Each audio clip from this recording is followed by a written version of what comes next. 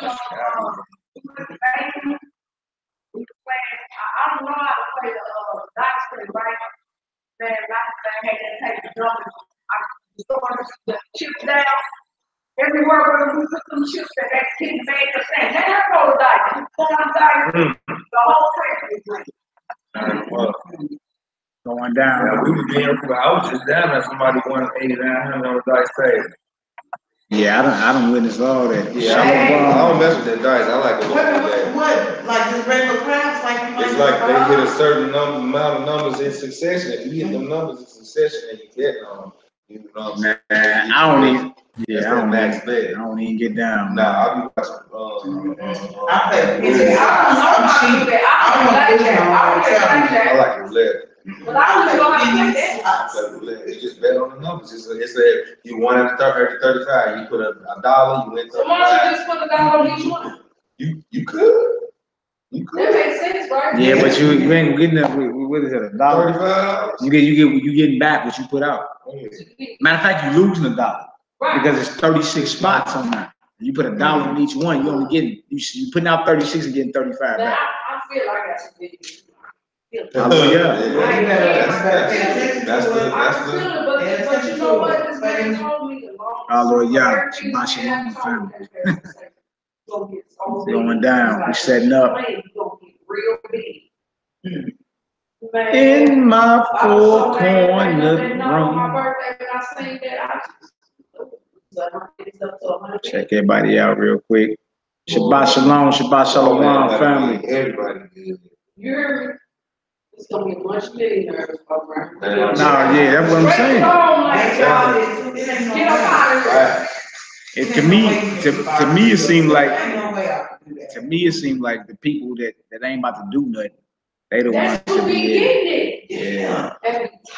Shabbat shalom, family. Shabbat shalom. All praise and glory now to the Most High, owner, creator, and possessor of all things. Long live His beloved Son. In the heart and mind of the faithful elect, I'm in Military STL, Folk Tribe, Static Addict, on the above another Sabbath. We over here talking about a whole bunch of wouldas, ifs. Good water. Yeah, because it be like the wrong people hit the, they the ones hit them numbers. Or the Most High breeze past our mind and we doubt. That be the thing, man. We gotta stop doubting. We stop doubting, just roll with it. Just roll in the spirit. We be on point. I know the Most High be sitting back just laughing. I'm trying to come down in person. But y'all okay with that? We online, huh? We working on getting the building and all that. Shout some of y'all out real quick. Another barbershop, chop shop. Look at guys, City Giddy on her. St. Louis Israelites too. Where you at, man? Pop out. What you doing? What you over there doing? Where my sister Noe? I know Noe probably on there too. All praise. Yakeem Maccabee. Keep putting that music out there. The DC Sniper. That's that brother with them lyrics. The lyrical assassin. Look at Sade. Nah, ain't nobody. What you mean showing up? Not me. Yeah, that's her. Yeah, Sister Gamariah say shalom. Shalom. Okay. Irish Stevens in the house. Let me go and shout some of y'all out real quick. Vincent Stewart, Shabbat Shalom family. Fat Dave. Shabbat Shalom, David Anthony. I know that brother my whole life. How you doing, brother? Howard Brown. My Jamaican brethren. Howard Brown. That Texas life like my brother, Teresa Homer Chase. Glad to see you back in the chat, love. Glad to see you back in the chat. I pray some of that spiritual understanding the sisters was giving you last week helped out. Let me see, Sam Stanley, Augusta, Georgia in the house. Yakira, Yisrael, Bruh Corey Yehuda, Queen Kaya, that's Denisha, ain't it? Yeah, Denisha, Shalom, Shabbat Shalom. Mama Maggie, we was just talking about you. Yeah, our sister Gamma Ryan was just asking about you, my sister. What's up with y'all in the family? Bird Gang. We're gonna get you a Hebrew name out. I'm a Bird Gang. Out the Mud Watchman. Larry Malone, TT Nord. B.I. Israel Music. I was going down. Everybody piling on in here. I'm in with my short leggers. You say the woman out. Oh, I feel you. I feel you. Tell them short leggers shalom, ma. TT Urge, Montez and Boot Chop Shop. Lord Yah. Y'all see the title, Jerusalem is mother, is our mother. But you know how the chop shops go. We can talk about whatever y'all want to talk about. Anything on anybody's mind, heart, and soul, we can get it done. Once again, all praise to the God of Israel, man.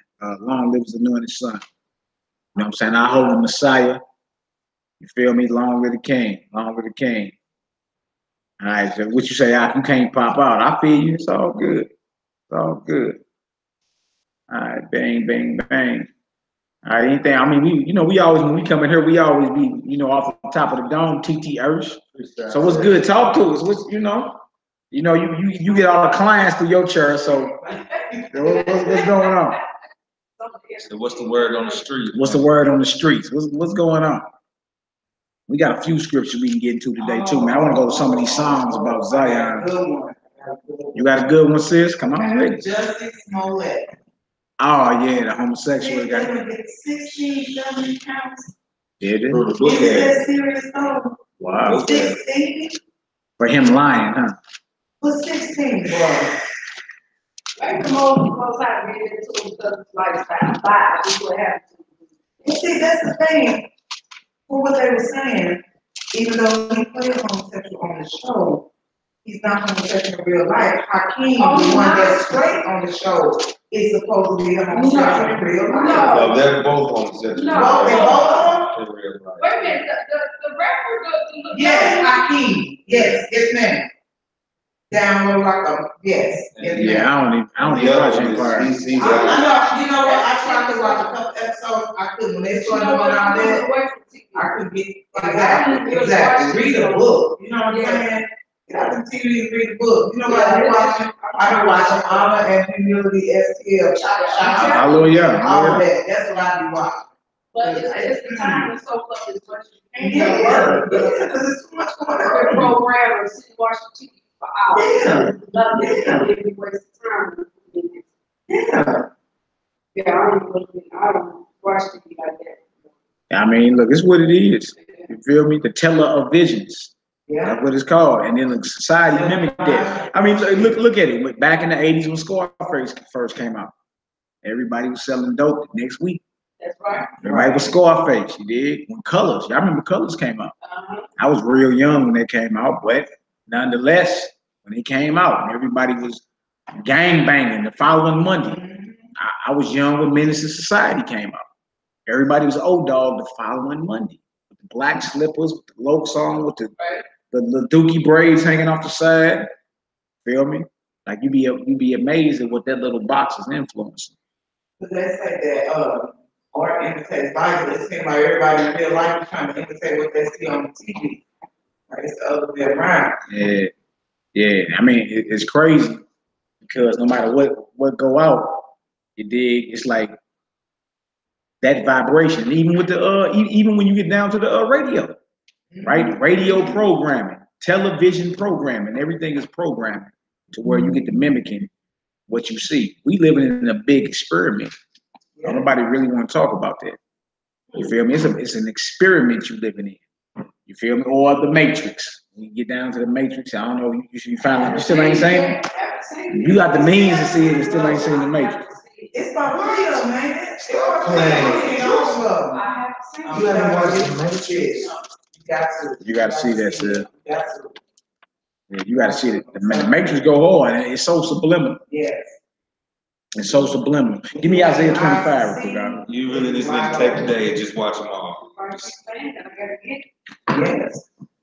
Just take a day and watch them all. You know, sister wrote You down. gonna be cooked. And they played about some stuff and she flew and she finally. Yeah, Isaiah 25, start at verse 7. We're going to Isaiah 25, 12. Isaiah 25, 7 through 9 first. Isaiah 29 is full. Yeah, man, I remember TV, like, you couldn't say no type of what they call curse words on TV, none of that. You feel me? I remember when Red Shoe Diaries on Showtime was considered almost like porn. You know what I'm saying? Now today, man, it's just crazy. All type of homosexual, everything. You know what I'm saying? And it's going to take for us to have, Isaiah 25, 7 through 9. It's going to take for us to actually have a strong mind. You feel me? And constantly deprogram our children. You got to debrief them. Like if you was a prisoner of war behind enemy lines, when you got back to wherever your country is, they gonna debrief you. What all you see? What happened? Give me step by step, blow by blow. You feel me? You got to do that with your children. You know what I'm saying? Your spouse, your significant other, always you got to constantly deprogram. You know what I'm saying? Because make no mistake about it, you talking about Babylon. The root word is Babel, which means confusion. Everything's confusing. I mean, you got videos on YouTube where men are being intimate with their cars. You understand? Intimate. In love with the first wheel? I didn't even see that one. She's in love with the first wheel. In love with the first wheel. These mattresses and drywall and deodorant. I'm kind of crazy. She want to keep that kind of stuff. Yeah. What is it that makes you want to consume deodorant? She eat makeup. Like makeup you put in your eyes, she eat nothing. Yeah, it's real. It's real going on. You're going to see worse and worse because what you got is a rise in being an atheist, right? Atheism, and then what's called a nihilist. A nihilist is someone who believes there is no purpose in life, period. You understand? Now, if you look at who they call Albert Pike and his blueprint for the 3 world wars, right before World War III, it will be a rise in the atheists and the nihilists. We seeing that now. Don't nobody believe in the Most High no more. I definitely want to be around the city. Y'all, look, you would be a rude awakening. We in them times. We in them times, man. You feel me? That's why the scripture lets you know, study to show yourself approved, right? The wrath of the Most High come down on the children of disobedience. You see, it's on in the end. It's on you. Make sure you're not deceived. It's on you. The storm season is gonna be something else too, man. Sure is, The storm season really gonna be something else, man. Because last couple of winters, it got cold, but we really didn't have a lot of like snow and ice and stuff like that. And what really causes all the storm surges is cold air leaving and hot air coming in. A lot of cold, Right. So it's gonna be a whole lot of hot coming up south. This storm season is gonna be something else. Exactly. You see what's going on in Venezuela too? Venezuela, it blacked out in Venezuela. No electricity. As we speak, hospitals. I mean, the whole entire country. They overthrowing that deal. No, it's a coup going on. It's a coup going on, and America trying to install a puppet dictator. Well, what do you mean? But does that have something to do with what they were saying that the United States gonna have a blackout? I mean, it's coming. They're gonna attack the electric grid. It's coming. We're not even ready for that. That's scary, just because. Like, man, I remember when Mally kind of did a session on that. That's just scary to think because when you look at it, places like the centers of this place like New York, Chicago, those systems haven't been updated since forever. Right. Since the First World War. You know what I mean? Just the equipment and the technology that goes into making that stuff, keeping it up and running. It's still World War I, technology, literally. Yeah. So it wouldn't take much to bring that stuff down, to shut the lights out. It just wouldn't take much at all. Okay, so all of a sudden they had all these uprisings in Venezuela, now they don't have no lights. Yeah. Ain't that kind of suspect? Yeah, it's very suspect. That's what's up. Yeah, black lights out, and they should let all of us know. Like, look, a lot of things that we don't play with us. Yeah, you know what I'm saying? Because look, a lot of people be like, look, I paid my bills, and look, when this, you talking about a change of the guard, you talking about an overthrow of government. You know what I'm saying? A revolution type stuff. This stuff is happening right in front of our eyes, and we acting like it ain't. Right? And it could be your lights out, sure. Yeah. Yeah, real talk. This is Isaiah 25. Yeah, through the 7 through 9. What you on, man? I can't Mac you out, boy. There you go on, man. Yeah. Going on and talking, you work, Negroes deceive, Negro.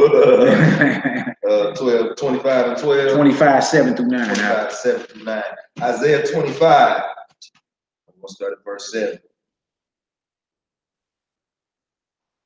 Let's get her done. Man, bro. Man, dude, start where you want to start at, bro. Verse 1, y'all don't mind. Y'all know how we get down. Start where you want to start at. Let's get it done. Isaiah chapter 25. Oh Lord, Thou art my God. I will exalt thee. I will praise thy name. For thou hast done wonderful things. Right. Thy counsels of old are faithfulness and truth. For thou hast made of a city and heap. You see, so we dealing with the Most High, thy counsels of old, faithfulness and truth. Right? That can't be said about any other power. Also a dagger for them saying, oh, that's the Old Testament God. Yeah. You know, he don't have to do all that anymore. He said that his counsels of old are faithfulness and truth. Right, and then the Most High destroy any build. See, he'll make a whole city a heap, including the cities you in right now. You know what I'm saying? There's no time to be playing with the Most High. It really is time to be more in reverence and getting yourself together. You know what I'm saying? Yeah. Because look, this whole thing gonna go over smoke shortly. Scripture say everybody gonna turn to their own people and flee to their own land. It did, because when you look at movies like Red Dawn, when the Russians invade, or the newest Red Dawn when the North Koreans invade. What you talking like? Look, that's my thing. Like none of us are ready for that. We're not making no plans for that, right? Ain't nobody done. We was talking earlier about we need to have like little stash houses going there as we moving east. We should be able to travel. We not even every coordinated. 7, 8 to 12 hours. We should have somewhere we can stop, refuel water. You know what I mean? Shower, treat wounds. Yeah. And pick up and keep going. Everybody out for themselves. Yeah, that's what I'm saying. You can't have that when everybody's selfish. That's why we gotta break the mind. They always talking about the nation, but they ain't trying to do nothing to better the nation. They all about themselves. And keep the faith because we know that our God don't really deal with quantity. Right, exactly. Don't take nothing but a few up. And we trip off this when we was dealing with about shadow slavery with our sister Harriet Tubman and all that. Like she was more coordinated than we are now. Right. We did what we called an underground railroad. She had to know who was allies and who was enemies. Right? She had to wait for certain time and slip back behind enemy lines just to get her people. You see? Like we not even what I'm saying is we done been whooped so bad. You feel me? I mean, since the civil rights era to where we not even planning nothing and acting like we all good. That's what I'm saying. You dig? Like how was Harriet Tubman more organized and coordinated than we are now? That's my question. And with all this technology, how it was Harriet Tubman? You know what? She didn't wait on nobody to help her. Exactly. So trip off this. And that's a soldier, right? Now trip off this. At what point do we do that? You see, we proactive. We supposed to be the Messiah say he's sending the fire that we supposed to kindle the fire. At what point do we become proactive? Okay, at what point do we say forget those that don't believe? Let's take the ones that do believe. That's right. That's worry about the quantity no more. Just deal with no doubt. That's what you gonna have to do. They're gonna be the ones that's gonna snitch. Right, because you just said when it go down, they're gonna be the ones that's God bless y'all. Right, what you just said is like they not even gonna, nobody's gonna share, nobody's gonna do it. You gotta go with the ones that's gonna do it. Let's go do it. And even in the time of the acts, the Messiah had them guys moving, keep them out closed. Don't let everybody know what we're doing. Keep it to our city. Exactly. You can't tell everybody, even though they is Israel. You know what I'm saying? When he transferred on the mount, he told them, "Hey, don't tell nobody what you just said." So the ancient wisdom of don't let your right hand know what your left hand and the left hand know what your right hand doing, that still applies. Those are strategies of war. You see, right? But look, this is be real though. Even us that's in the so-called knowledge and truth, there ain't no logistics and no plans going on. Ain't no underground tunnels. Ain't no like that's what I'm saying. It's nothing. It's nothing. We just ready to die. We don't have a plan where we'll hear those national emergency trumpets going off. And in the next hour, we'll all be somewhere, so we can move out. The thing is, the Most High is moving in the inward part of man. He's moving on the spirit part of man to where he's speaking to your heart and your mind. And those that don't believe that the Most High is speaking to them, they gonna lose out. Those ones that say, "Oh, that was the voice of the Most High." So we gonna do this, and I'm going to do. So we gonna have to listen like the Powerball numbers. Exactly. Not like the numbers, huh? Yeah. Man. See, the Most High always been giving us examples and warnings like, look, I'm hollering at you. It's just we gotta shed that what we call the benefit of the doubt. The doubt ain't never been a benefit for us anyway. We gotta shed that. Right. You know what I'm saying? And know for certain he dealing with it. He dealing with us. Okay, bang, that's the Most High. Let me go ahead and move. We got to develop that because he been like it ain't like he ain't been told us. We always been told go with your first mind. I should have gone with my first mind. Your whole entire life. It ain't just like that started happening last week. It's been your whole life. It's been like that. That's how merciful the Most High is, and we just always ignore it.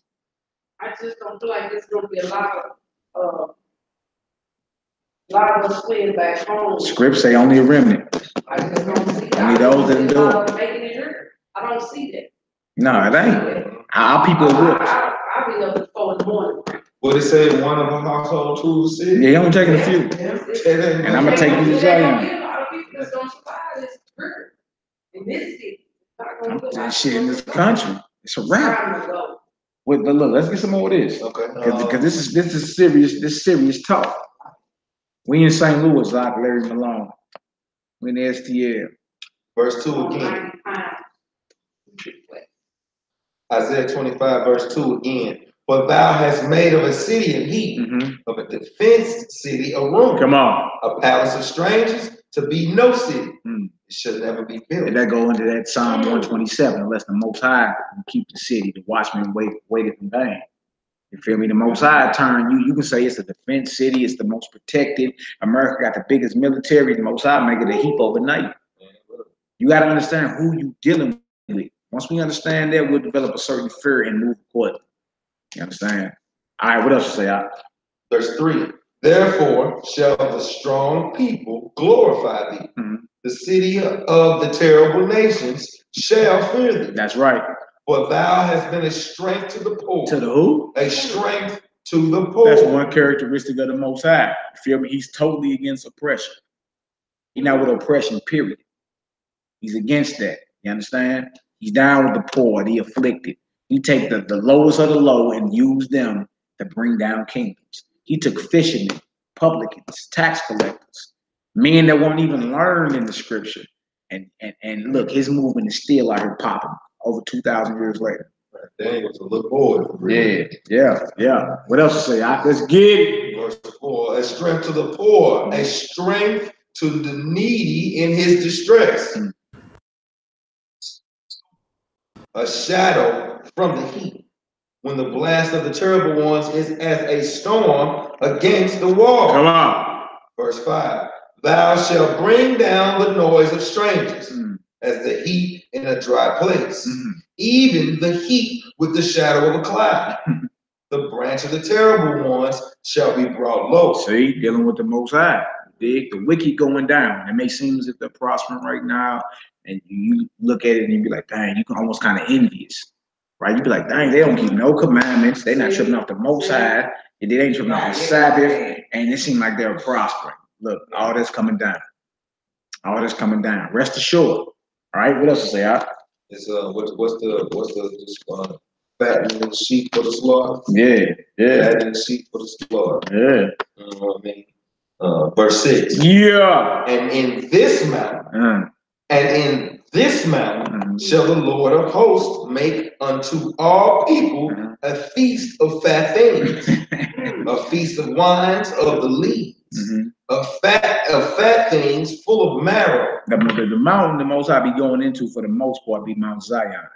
Mountains also represent governments. You read Jeremiah 51, they talk about Babylon as a destroying mountain. So there's a feast in Jerusalem coming. You know what I'm saying? There's a gathering in Jerusalem, and specifically Mount Zion, right? Right, that's home. When you read Paul in Galatians, say Jerusalem is our mother, which is above us, mother to us all. You see? That is what's coming. People want to duck it, people want to play around, but it's the truth. It's the truth, right? There's a feast coming, there's a slaughter coming. You got the Valley of Judgment not that far from over there. What you call it, the Megiddo Valley. You got right talking about within viewing distance almost, like, bang. Yeah, this is what's coming. That's why we need to get ourselves together, right? And trip off this again. I was talking about it last week. Like, if you was a prisoner of war, you're gonna always be thinking about home. I can't wait to get back home, man. Can't wait to get back home. You feel me? You never stop thinking. We done forgot Jerusalem. Even us that's in the truth, we done forgot home. You know what I'm saying? Like, we got people that can travel, like got passports, but they'll go to Mexico. They'll go to the Caribbean. They go to South America. You ain't thought like, dang, let me look up some property in Israel and see if I can. Surely they got Airbnb there too. That's true. Right now we go somewhere here, Airbnb. What you think? Israel is one of the most developed countries in the world. What you mean they ain't got Airbnb and advanced technology? You ain't thought about going home. That's the point. Just to go and visit. That's right. You dig? Like all of us start getting in that vibration, you never know. Most I look up and then we all in there as a force, right? We at least need to start making those, you know what I'm saying? Making preparations and, you know, putting the effort forth. Put a foot forward and try, you understand, to do what thus saith the Most High, right? We know about the New Jerusalem and all that, but on this side, that's still home for you. You heard, you in the flesh right now, you feel me? That's still your home. And it's trodden down by heathens. You feel me? Alkaline seas and all that. I seen the video, it's all heathens in the Dead Sea just floating like this. The whole Dead Sea is alkaline. You get in there, all your skin disorders leaving and everything. They just in there chilling. And you can't even say it. So that salt is so dense. Yeah. You don't even see. You only exactly. You dig? And you got all these heathens and we be like, well, we can't go. Why? Why you can't go? Why you can't go visit? Go visit. Kick it. What's good? They know Jerusalem. Jerusalem is the center of the world as far as the hallelujah. The Most High bless all y'all beyond measure. Hallelujah. Center of the world. Yeah, it is. It is. It's so serious. I googled the longitude and latitude of Jerusalem the other day. I need to know what the latitude and longitude is. I'm not lying to y'all. Think it's a game. Think it's a game. I'm not lying. Look, Brad. Look, I've been on it so much. I want to know the latitude and longitude of Jerusalem. I'm not playing no games. I'm sure y'all.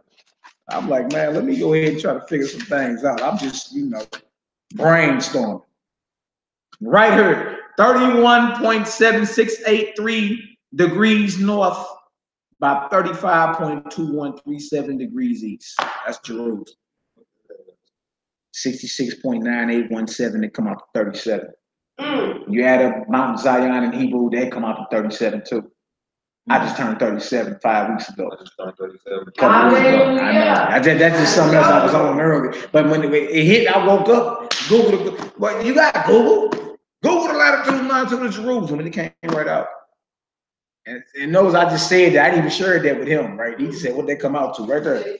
6.9817. Add that up. They come out 37. Real talk, bro. Real talk. I just been on it. Like, dang. I didn't know all of it. Remind you of when you talk about the scripture about Ezekiel. And the valley of dry bones. Look, they come together. Yeah. It's time, man. That's Ezekiel 37. Yep, 1 through 14. Excellent. You feel me? And that go into our spiritual resurrection as well as our physical. It's coming, man. You know what I'm saying? And look, most of your politicians, they got dual citizenship. They here for the cameras, taking pictures, argue points, Capitol Hill, back out of here.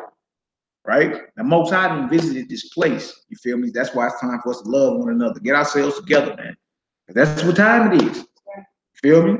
That's what time it is. Remember, like on that movie Ghostbusters, how when that river of that wicked goo started flowing up under the city, all these ghosts and all these spirits and stuff that were living amongst the people the whole time started manifesting where we could see it and they was interact. You know what I mean? And the city was just in an uproar.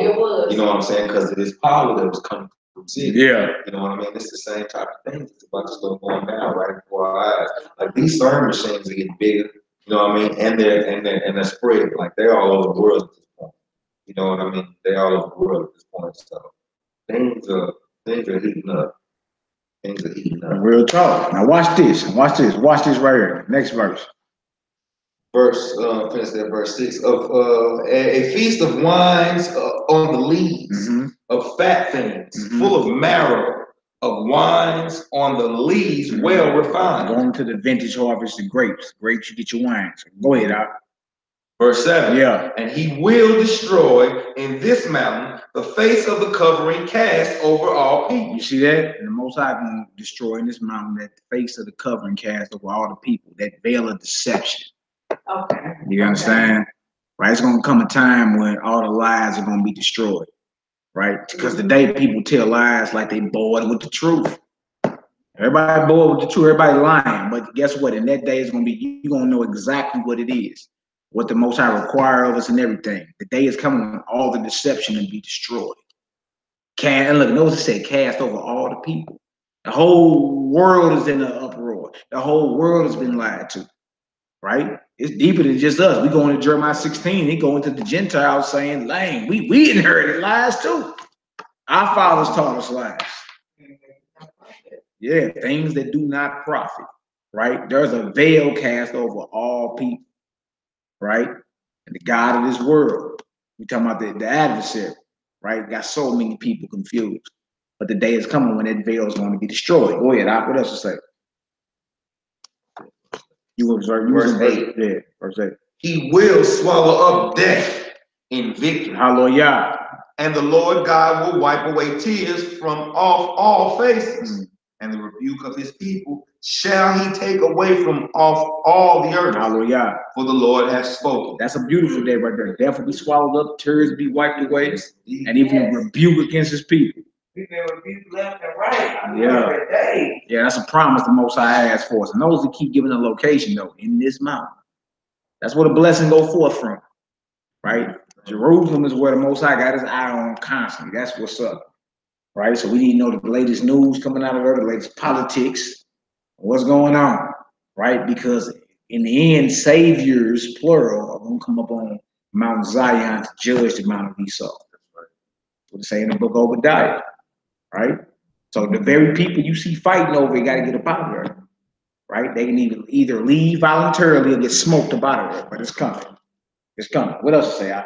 Verse 9. Yeah. And it shall be said in that day, lo, this is our God. This is our possessor. This is our power, our God. Lo, look, this is our God. Go ahead, We have waited for him. Yeah. And he will save us. This is the Lord. We have waited for him. We will be glad and rejoice in his salvation. Verse 10. For in this mountain shall the hand of the Lord rest, and Moab shall be trodden down under him, even as straw is trodden down for the dung heap. Might as well finish it off. Go ahead. And he shall spread forth his hands in the midst of them, and he that swimmeth spreadeth forth his hands to swim. And he that shall bring down their pride together with the spoils of their hands, and the fortress of the high fort, and thy walls shall he bring down, lay low, and bring to the ground, even to the dust. Yeah, the Most High talking about judgment. Y'all talking about the changing of the guard. What you see happening, who you see ruling, that ain't gonna be what it is. There's gonna be a new heaven and a new earth. A changing of the guard. I need Baruch 5 next. Give me Baruch 5. Baruch the 5th chapter. It's a short verse. Also a short chapter. 1 through 9. Baruch 5, 1 through 9. Again, y'all, Jerusalem is our mother. Baruch in the Apocrypha. Jerusalem is our mother. Make no mistake about it. Right? City of peace. Jerusalem. We're going to Baruch, the 5th chapter out the Apocrypha. Verse 1 through 9. Y'all reread that Isaiah, the 25th chapter is powerful. The Most High basically in there is prophesying about a change of the guard. Right? A change of rulership. And that's what's happening. Sometimes I sit back and trip off when the Messiah say, the works that I do, y'all gonna do greater, right? And I was tripping off earlier how when they came to lock him up, he spoke and they all fell back and hit the ground.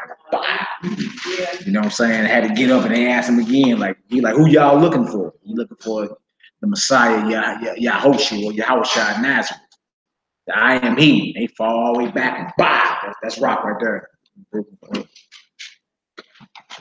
You know what I'm saying? And it's just imagine us as a nation with that type of power. So we can speak in our adversary. Shabbat Shalom, my brother. My brother. It's us as a nation had that power to where we speak and our enemies just fall backwards like bah. I be tripping off that type of stuff, you know what I'm saying? I be tripping off that. Shalom, praise. Yeah, I can see it too, man.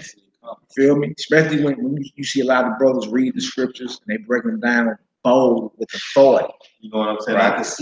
I can see 2 or 3 generations into the fall of this civilization when the power went down and all that synthetic food. Now we living off the fat of the land, just what you need, just enough to get by. You know what I'm saying? You out in the living in nature and stuff. I saw 3 and 4 generations of our children being raised in that time frame. Right. I can see them being a force to be reckoned with. You know what I mean? As far as their faith, you know what I'm saying, and the power that they able to tap into. You know what I mean? And keep it going, man. Like, so we don't make mistakes like our forefathers did.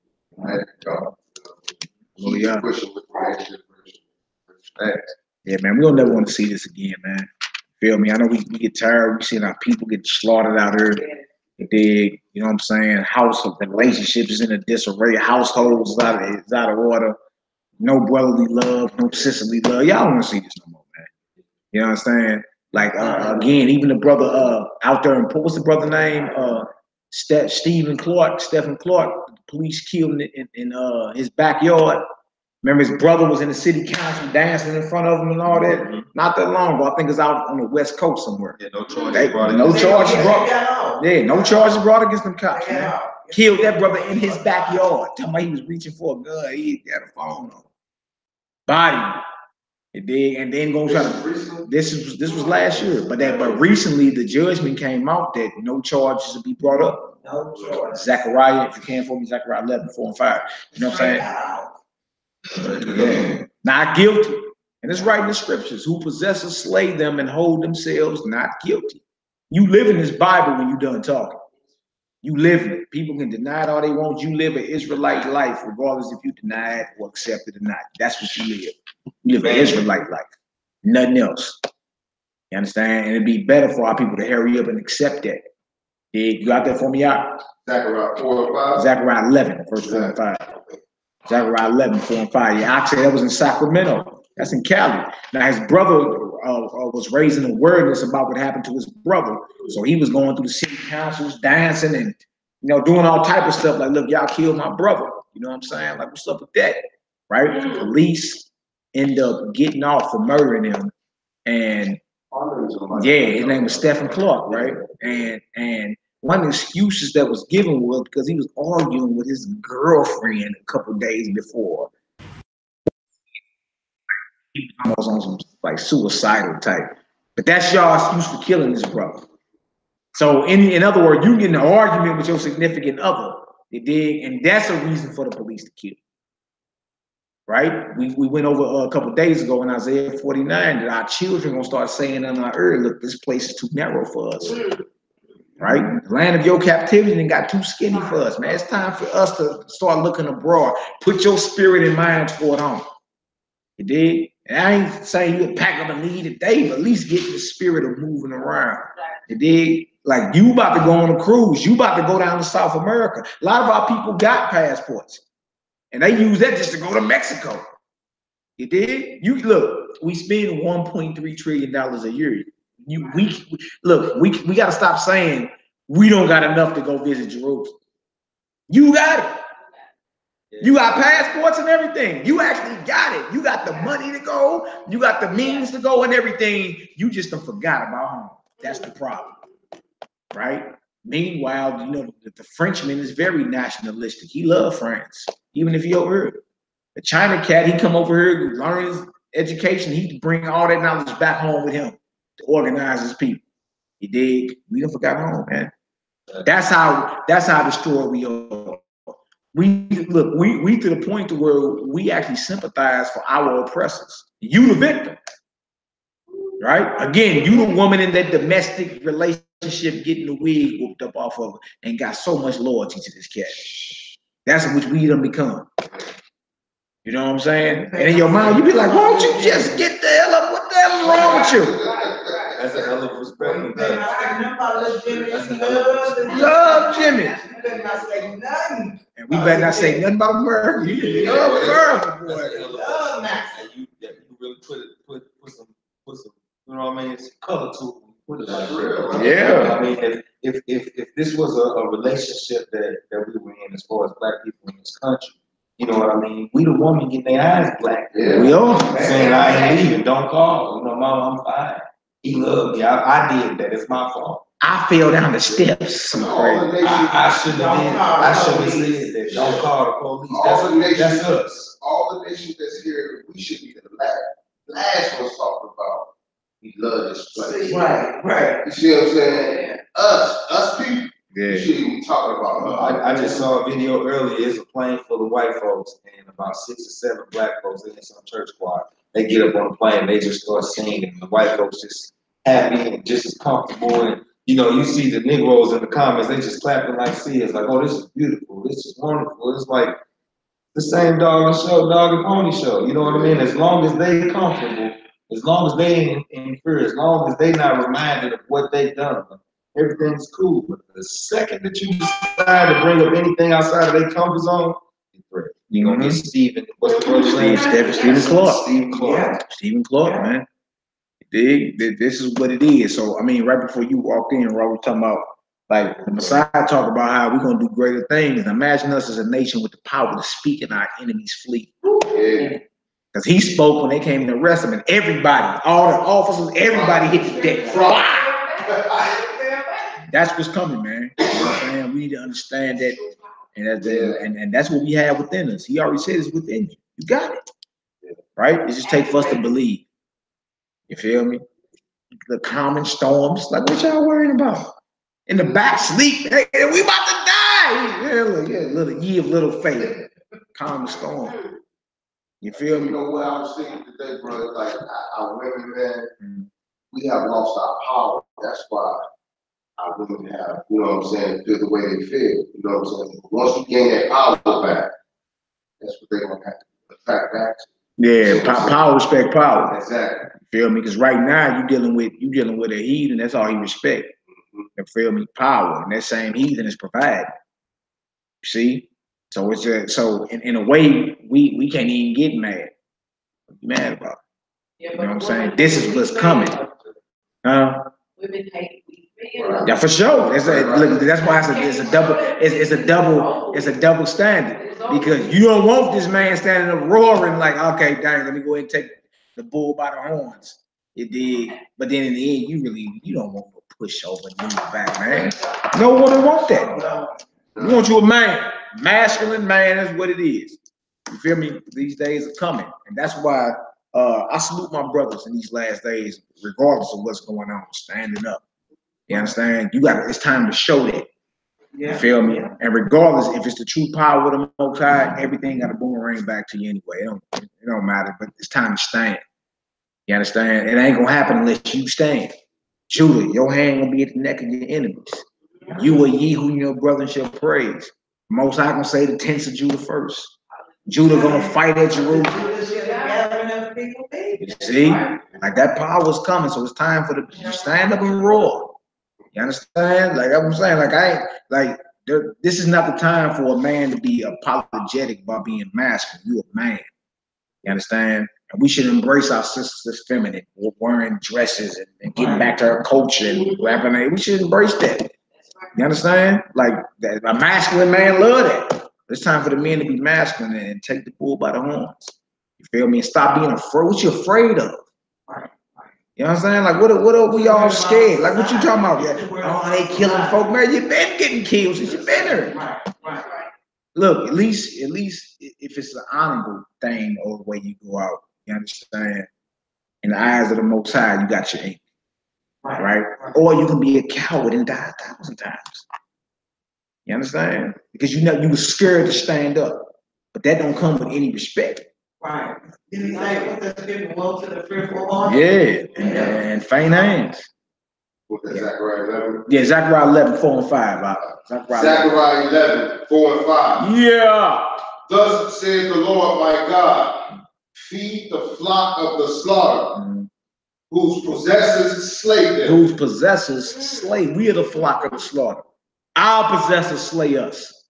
Whose possessors slay them. Go ahead, and hold themselves not guilty. Not who? Not guilty. That's the verdict that just came out about the cops that killed that brother Stephen Clark. That's the exact verdict, right? You should read it and catch chills and say, wow, this Bible's real. Because it ain't happening on this level with nobody else, right? This ain't happening with nobody else. Can't nobody else just kill another group of people. You dig? And majority of the people that kill them is, I'm talking about over 95% of them, right? The verdict is not guilty. That's like saying you never did it. That's like saying you never did it. Whose possessors slay them and hold themselves not guilty, right? Go ahead, Op. And they that sell them say, blessed be the Lord. Wow. For I am rich, and their own shepherds pity them not. Our shepherds are our leaders. Our leaders don't, man, look, you know, what leader? Name one. What leader pity us? What leader really down for us? Right? Name off of Jesse Jackson or Al Sharpton. Look, they there for the check. I'm gonna say they just show up because something happened in the media so they can, you know, get their little 10 or 15 minutes of fame. Yeah. They ain't really trying to do nothing no other time. Yeah. That's the check, man. They there to get the check because look, behind the scenes, right? They know numbers is power, right? It's a whole, look, there's thousands of emotional black, right? All right. I'm the spokesman, right? All these bodies are gonna boycott, say your business because of what just happened, right? So now they want to negotiate, not with everybody, but with the spokesman. Who's the spokesman? Al Sharpton. What are you back there talking to them about? I will look, cut me a check for like 50,000, 100,000, right? And I'll speak, right, to my people. And guess what? They're gonna fizzle out and go home, right? So all you gotta do is go in there. Look, I met with, you know, Perino, whatever. Yeah, I met with him, you know what I'm saying? And things are gonna change. But this is what I need y'all to do, my people. Go on home, you understand? And we're organized from there. Nothing's gonna happen today. I was gonna first pull up and like just get up out of Yeah, you there for the check. Because look, you got bodies and you got a whole bunch of emotional bodies behind you. And most of them just set up our leaders anyway. Set up our leaders anyway. They already know. They already You know what I'm saying? Most of them set up by them anyway. Say what you say, Rock. You saying what? I said most of them set up by them anyway. You know Yeah. what I'm saying? They just set up there, you know, it's puppets. Yeah. I mean, it's just wicked, man. You know what I'm saying? They put people in place. You know, I was watching that thing where they talking about the FBI sabotage. Yeah. And it's showing how they put people in places, and I'm like, man, this is wicked, man. You don't even know, like, who set up and all this, whatever. It's like, okay, I see how they were just trying to infiltrate things of that nature and all that, man. This is a wicked place. Yeah, yeah. This is wicked, man. And it's been wicked for a long time, man. But they always do. Yeah. That blew my mind. He was just sitting there saying how many things that he did. He was in there smoking a cigarette. Yeah, like, He just laughing about it, like, yeah, you know, I was using to infiltrate that. The FBI, He was, you know, the spirit was messing with him, man. Like, he was so messed up. You see, he kept talking, he kept smoking his cigarette. He was messed up, man. Because he knew he did some wicked stuff, man.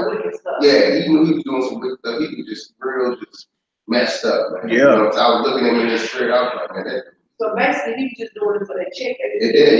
Yeah, he was doing it for the check. But then I was just kind of looking at more deeper, like how they were just showing how every time somebody wanted to get together, maybe get people together, that was a problem. So that was the number one thing. It wasn't nothing else. If that was the threat, if somebody was talking about getting the people together, he was a threat automatically. You know what I'm saying? It's like, okay, that's the biggest thing. Like, that's the scariest thing I got. That's what they scared. So Psalm 1, that's why Psalm 133 is so powerful. It's a very short psalm. They talk about the brothers, which include the sisters, dwelling in unity.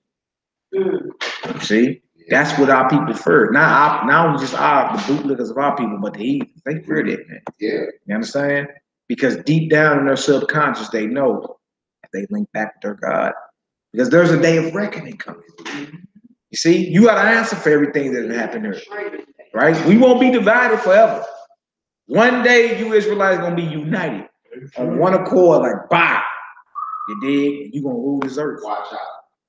Barbershop. That's what fear the people. So now that we're talking about like coming together, we can discuss our doctrine different. That's easy work. We do that all the time. You understand? The Bible is a spiritual book. That's why it's so many different understandings of it. It's spiritual and it's different levels. The level Enoch was on was not the level the regular cat that was keeping sheep in Jerusalem. Enoch was on a whole nother level. So certain things he would say would make people like, what is you? What? You understand? The Messiah, a whole nother level. He had to like dumb what he was saying down in parables. So just so you could somewhat get what he was saying. You see, you dealing with different levels when it comes to this. In the book of Enoch, he say there are 365,000 layers to the Torah. Right? That means different levels, man. You see? So, of course, I'm always down with the dialogue and all that. But look, when you deal with other nations, right? Everybody in China don't agree on every point. Everybody in Pakistan don't agree on every point. What was that we were just watching? Body of Lies over there with Russell Crowe and all them. They using the different things that the Arabs disagree about and got a foothold over in their country and all that. Division is a tool of the adversary. You see what I'm saying? If you unite, like, look, I'm gonna discuss that with my people off camera. That ain't none of your business. Right. We'll discuss all that off camera. You know what I'm saying? Once we get in that spirit, it is what it is. You know what I'm saying? And we can start standing more, you know what I'm saying, as a unit. That's what time it is, man, because this thing going up in smoke. All right, so you was done with that Zechariah 11? 4 and 5. Yeah, 4 and 5. Yeah. I need Lamentations. If you can grab Lamentations for me, then we can get back to what we on. Shabbat shalom, my brother. Blessings. Blessings to you. Lamentations 4, 17 and 18. Lamentations 4, 17 and 18. What's up with you, Heat, bro? Good to see my brethren. Yeah, it's all good. Make yourself at home, brother. It's good to see the brothers, man. Good to see the brothers, man. Start the Shabbat. Good to see the sisters. All right, Lamentations 4. One of the brothers, if they can grab it. And then we're going to get back to what we're doing. Lamentations 4 and what? 17 and 18. That's right, sis. Taking in-house beef to the streets, no good. We discuss all we need to discuss off camera. Yeah. Yeah. Good talk. Lamentations 4 and 17. As for us, our eyes as yet fail for our vain help. Vain means worthless, right? Our vain help. Our eyes have failed for our worthless help. Right? Go ahead, Doc. In our watching, we have watched for a nation that could not save us. Did y'all hear that? We've been watching for a nation that could not save us. What has America benefited you as a people? You see? Or even so, not to, you know what I mean, but it's just that, you know, when that black people, we need to all come together and as black people, you know what I mean? Like, who is this? This all these niggas that you think could come together. You know what I'm saying? It's like bro saying, you go over in Africa, all niggas ain't together. You go over in Africa. So what makes you think these displaced Africans can all link up and it just don't work like that? You looking for a nation that ain't gonna save you. That's facts, man.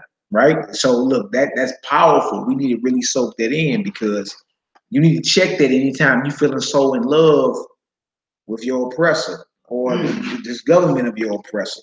Check yourself when you're feeling comfortable because the prophecy says we didn't watch for a nation that cannot save us, and that's vain. We've been watching for vain help.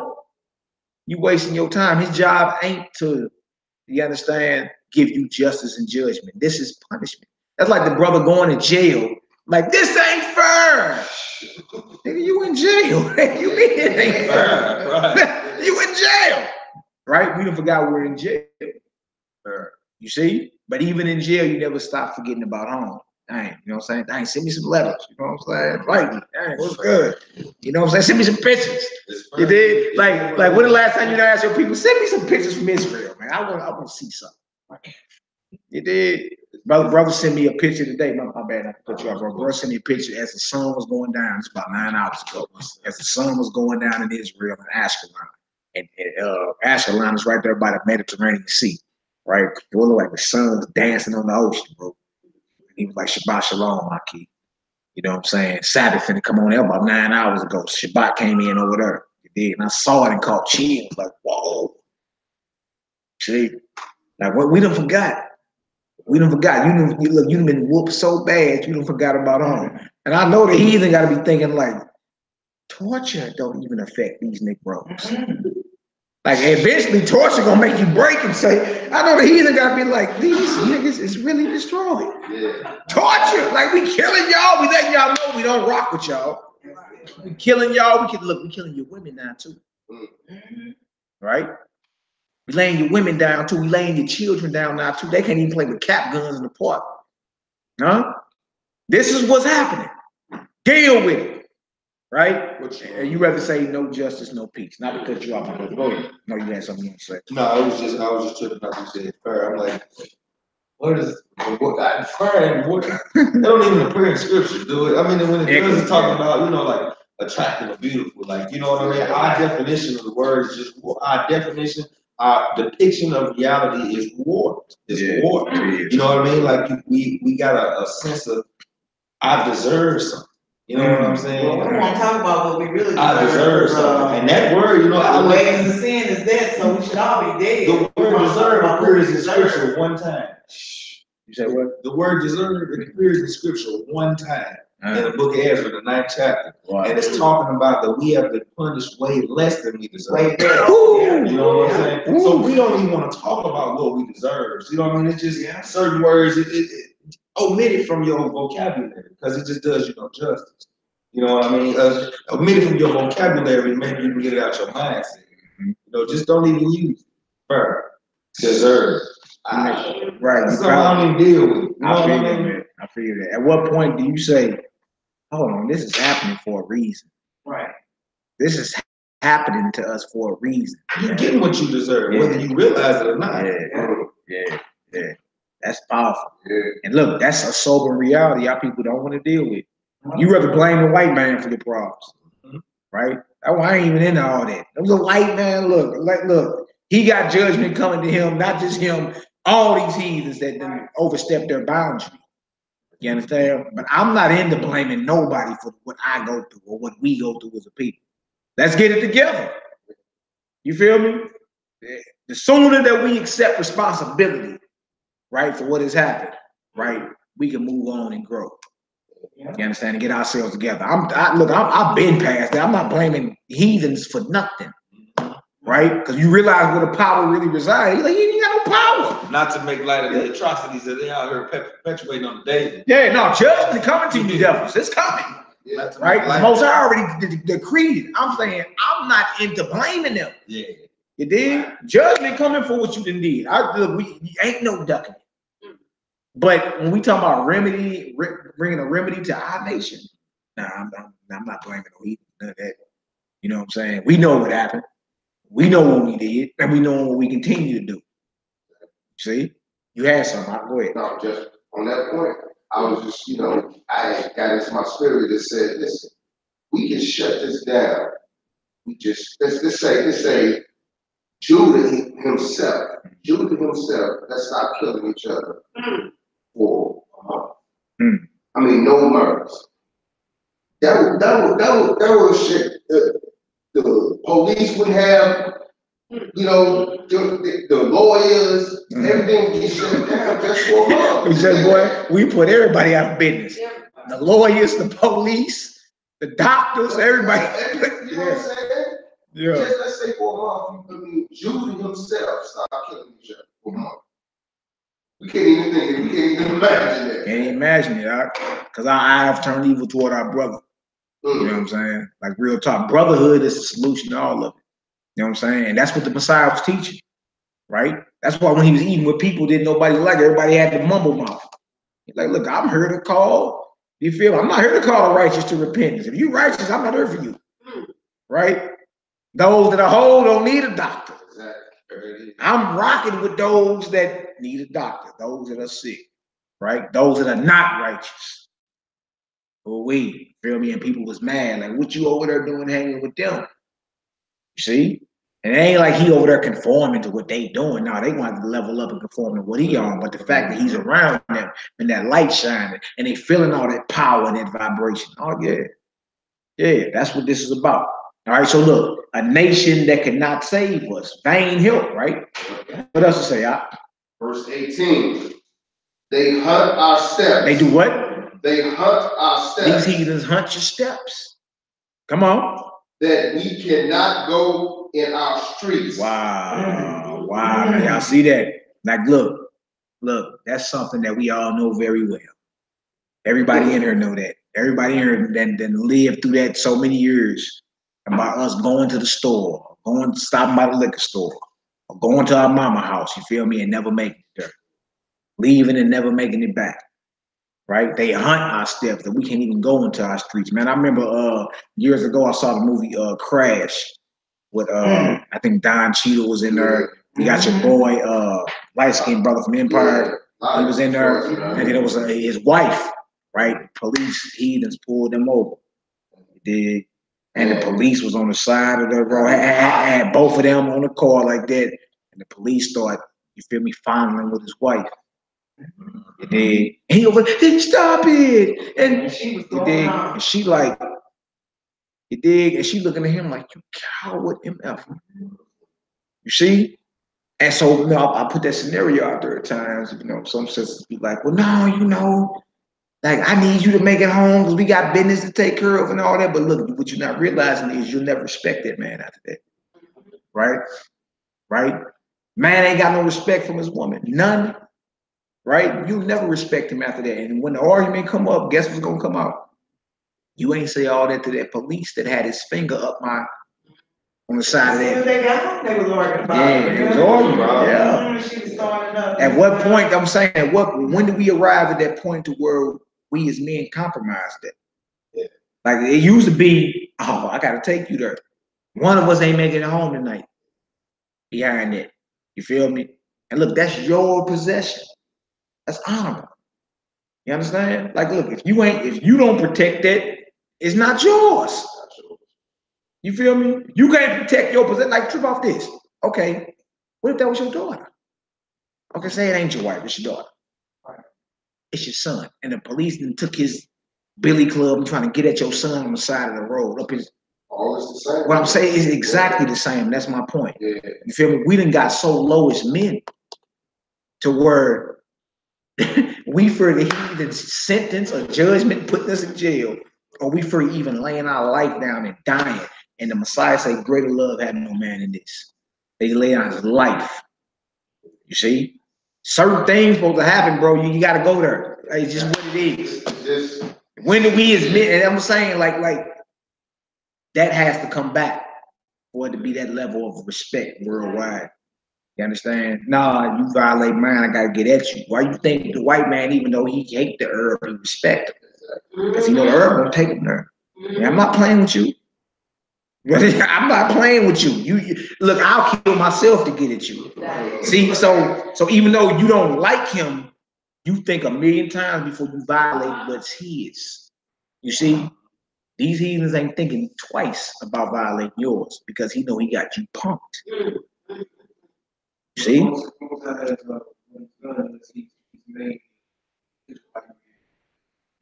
come back, get his strength. He wants his right to get his strength.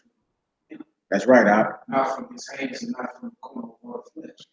See, that's why he has made a broken known that he has just destroyed his spiritual and physical. True. So, I mean, we got the muscle. That's why every big 6'4" like Israelites you see, they take him down. Somehow he get killed. Or somehow he was like, why is the biggest nigga song? That's who they targeted because they corner. But on the spiritual side, the Most High has put us down right there. Because if we did fight back, it wouldn't be his fight. Why? You know what I'm saying? They wouldn't, I'm saying, it's for his physical, for his shooting. You know what I'm saying? It's for. I'm talking about as far as defending yours. No. I'm talking about like your wife and your son, right? You did. I'm talking about. I'm more talking more of it's just individual honor. Your wife and your son, like trip off this. You have to arrive at a point in your mind to where I gotta go defending mine because trip off this. We in Messiah in 1 John 3:14-16. Perceive we the love of God. He like, that's what I'm talking about. But I was explaining to you that when you don't see them examples. No doubt. That's, see what I'm saying? But you do see them because about this, you act like that with your brother though. Yeah. I'm saying like, look, look, we done got to the point to where we turn it off. We see how they crazy though, because see, it's not over the woman. In 1970, in the 70s, the white woman and grab a black woman like, here, come, look, you want some rights. You want your man to stop doing this and No that. doubt, no doubt. He's gonna give y'all jobs, equal pay, which is equal pay. So what he did is he did increase the woman over the man. So the woman they left the home, so they had a lot to do with the man, how he should protect the woman when she started doing this too. And that's true. So look around in the physical way. Men and women they started hitting men all the time. See what I'm saying? Like most times, Bro, that's what I'm asking. What didn't happen in 40 years? What didn't happen in 40 years to what a man wanted? Look, the Panthers walk up in Sacramento, state capital. right. I'm saying what didn't happen within 40 years. So we can't act like just because we in slavery, because we got examples of men standing up in slavery. In slavery, post-slavery, like look, I'm gonna take you there, you handle mine. That's what I'm saying. You feel me? And nothing. And my whole point is nothing is wrong with that. Nothing is wrong with you defending. Yeah. I was just giving the reason behind, like, there ain't a lot of that. Exactly. So where does it restart at? Is what I'm saying. Because we can play the curse game all day and say we curse the Most High to destroy. But look, you brothers are claiming to be Torah keepers. We keep Torah. So if you, I'm speaking individually. I'm not even speaking as a nation right now. We brothers in here right now, we keep Torah, right? This is Sabbath right now. We keep the Sabbath and all that. If you keep the commandments, you're blessed. You're not cursed. That's the point. This is what I'm saying. Like not that long ago, men would in the 90s, men were shooting at police. You understand? Even though it was an ignorance on the left-hand side, men were shooting at police nationwide. You understand? Okay, let's take right the door right there. Right? Let's take it on back even deeper, right? Going back to the Black Panthers and them. Brothers was willing to protect. Brothers were willing to stand up and protect their neighborhoods and their families. What then happened lately is that it's been so destroyed to where we like. In other words, we scared. And that fear, when the scriptures say, you can read Proverbs 29, 25, the scriptures say the fear of man bringeth a snare. We scared. That's what it is. Right? Moses was in captivity. And he seen injustice, and what he do? You see? What not true about this? Was that a sin? What no sin? When you touch spiritually, we can have the mind. Shalom. We can have the mind. We can have the mind or the when you touch spiritually, it's a different order. You know what I'm saying? Now you know how to fight. Not right. I mean, when you said the ignorance in the thing, it's total order in the street. You know what I'm saying? They still don't know how to fight. See, that's what the Most High doing. He made everything to where he's the last result. No, look, I'm with that. But see, we into that though. I'm talking about us. We into knowledge. I'm talking about us as men in this knowledge right here. Right? When do the light turn back on to where, look, bro, we got to defend us by any means necessary. That's what I'm saying. That's all I'm asking. Now, look, I'm not talking about us as a whole, and I ain't talking about us like trying to say, okay, well, dang, this is what happened. Like, I'm talking about us as individuals in this truth. At what point do we turn that on and say, this is what? I'm talking about your family getting violated. It start with us individually. If your family get violated, but I don't give a who it is. It may be a cop. It may be a sick, sadistic, whoever. I mean, I'm walking through the house and all like that. You know, I got guns. Look, what I'm saying is when you take a look at one, I thought I went through the head like, real quick, I'm gonna have to blame them out. I got smart. Look, see what I'm saying? I ain't going out like, here, you can have them. No doubt. That's what I'm saying. Go ahead, my sister. Go ahead. So you saying that the man is acting like this because the Most High put the spirit on them to dumb down, like to pump down, like they be your friends. I'm trying to get. And he put the spirit of spirit of not wanting to fight for oppression. So Like these, look, that is scripture. Look, this just happened though, is what I'm saying. Right. Like it was turned on from in the 70s, 80s, and 90s. This just happened. I'm talking about within the past few years, maybe past 20 years, of men being docile and more scared of sitting in jail for 20 years or dying at the hand of the heathen than protecting their loved ones. That's what I'm saying. The castle was told in court, but it's like, you know, legals was told in court in the street. That's where they locked up and keep. Okay, what about us? Is what I'm saying. Look, what about us? Yeah. We got the scripture. You talking about us? Yes, I'm talking. Yes. Because it's our job to defend our nation. Let me get some scripture real quick. Let me get some scripture. Yeah. But ain't made to get up and fight. It gotta be. If not, it's gonna be destroyed. Go ahead, Al. I think that's the question right there. It's just a point on point. Wow. As a man, if we put in that situation of a police doing that to my woman or anybody in my family, what should be done?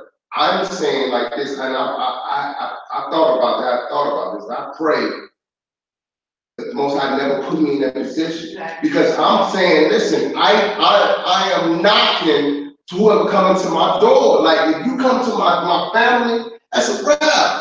I mean, you know what I'm saying? If it's over there, whatever, fine. But if you come into my family, it's for me, it's under heaven and earth is righteous for me to defend myself against anyone. If you come to my family, But and then I'll just for a second, show me the law that's against the law. We're about to read some scriptures on it. You know what I'm saying? And that's the thing. Like, look, if we don't stand up and do what nobody is. Yeah. Right? Look at anything in the past, or even look at the scripture. Men had to stand up. Moses had to stand up. You understand? Israelites had to stand up and protect what it is, man. Like we done been. But I'm saying, look, but true about this, bro. True about this. He said the kingdom of heaven is within.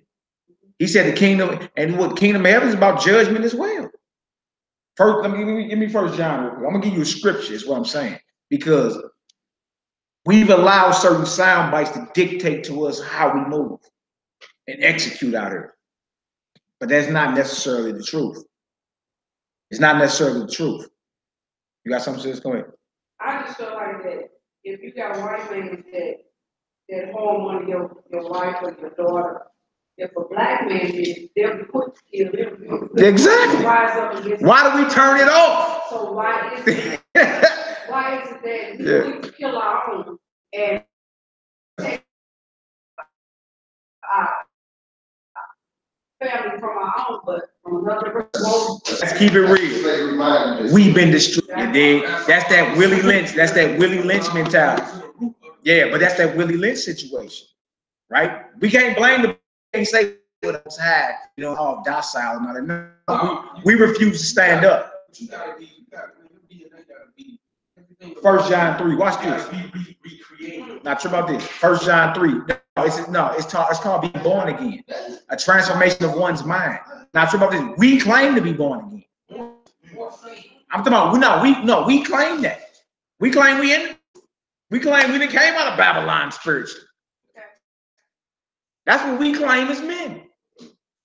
So look, ain't no excuse for us. You take all that off the table. That just don't fly over here. You may be able to explain that for somebody in the world that really don't know what's going on. And even then, even before the truth, you had that mindset like, man, look, y'all got me messed up.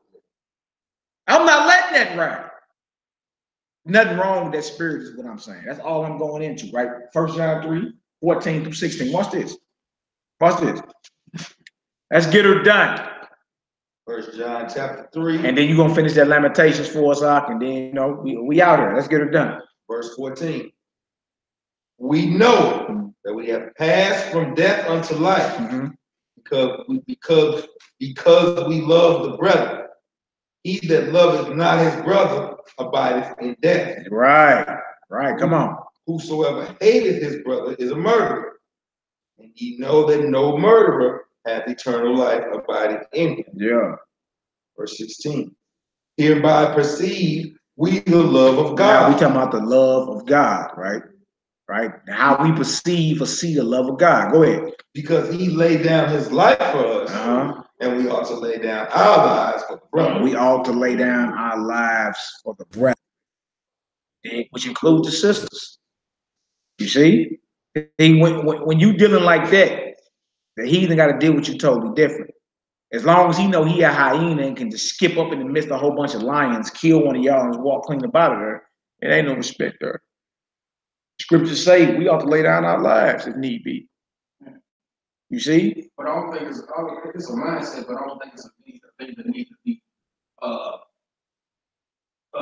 constantly meditated on. Need to be meditated on, you know what I'm saying, but not constantly, you know what I mean? Because everything in an instance, you know what I'm saying, gonna happen how it happens. Individually, it will. I'll be thinking like, if the Most High gonna allow this and do this, you know what I'm saying? You know what I mean? Or if he gonna allow me to get off and give my people some strength, that's what he gonna do. You know what I'm saying? So yeah, it'll be all in this. It's gonna be an individual type shit. I'm saying, like, bro, I'm talking about. We in the truth. I'm not talking about the worldly cats. I'm talking about us protecting ours. You understand? Whether it be our women, our children, whatever. When do that light turn on? Or are we gonna be making excuses? The Lord ain't gave me the strength yet. He ain't told me to do nothing. Is that how we rock it? I'm talking an instant. I ain't rocking. I'm talking an instant when it go down. Yeah, that's what I'm talking about. I'm talking when it go down. If you gonna look, when I say when it go down, I'm talking reacting without even thinking. That's all this. You hear me? Yeah. Why the black don't care who you is? Exactly. I'm not talking about. Well, according to Philippians, it says no. When it's time to rock it, look, that's what I'm going into. Now, I'm talking about us that's claim that we hold this thing. We say we in the truth, and we claim to be born again, right? And we love our people. We love our God, right? That's our mindset need to be that 24/7. All right, Psalm 82, 3 and 4. Second witness. Watch this. Second witness. Psalm 82, 3 and 4. What is that? Defend the poor and fatherless. The poor and fatherless. Go ahead. Do justice to the afflicted and needy. Yeah. Deliver the poor and needy. Come on. Rid them out of the hand of the wicked. Deliver them out of the hand of the wicked. That's not advice. That's a command. Because that's what all men of the Lord did. When they saw injustice and I'm talking about injustice on a major scale. Oh, we got to stand up and establish judgment then. This is what they feared. As long as you playing it like it's religion and I'm just going to try to, ABC this thing. Look, when you see what's going on is evil. If you walk past this alley right here and you see something, I don't care if it's a boy violating some little girl. Bro, ain't nothing to talk about. We ain't pulling out no camera phones. We ain't calling the police. We got to handle our business. That's what I'm talking about. You feel me? And for the longest, that's been taught as if that's wrong. And the scripture is not. Give me Job 29. You can out 12 through 17. We got to get back into that. You know what I'm saying? And on the real, that's true brotherly love. Our communities will be better off for it. Our houses will be better off for it. Our women will let their guards down and say, I feel comfortable. I feel protected around here. Women don't even feel protected. Nah. You as a man are the vanguard of the nation.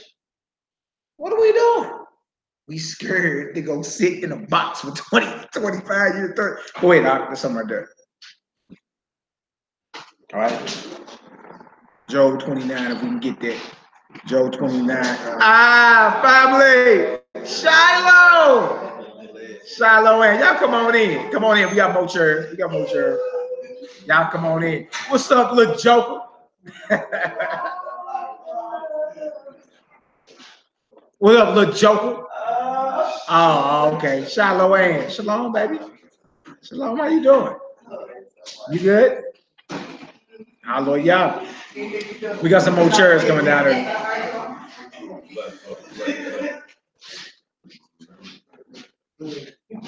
Hallelujah. See y'all. Shabbat shalom. Hallelujah. Like brother. Hey man, what you got the Iron Man? You know what I'm saying? You got Iron Man. Somebody here. You got Iron Man the toy, yeah. No doubt. We in Job, let's get Job 29 next. And we simply, we in here talking about right now, y'all, protecting what's ours. Protecting what's ours, which is our children, our women. You understand? We as men got to be the vanguards of it.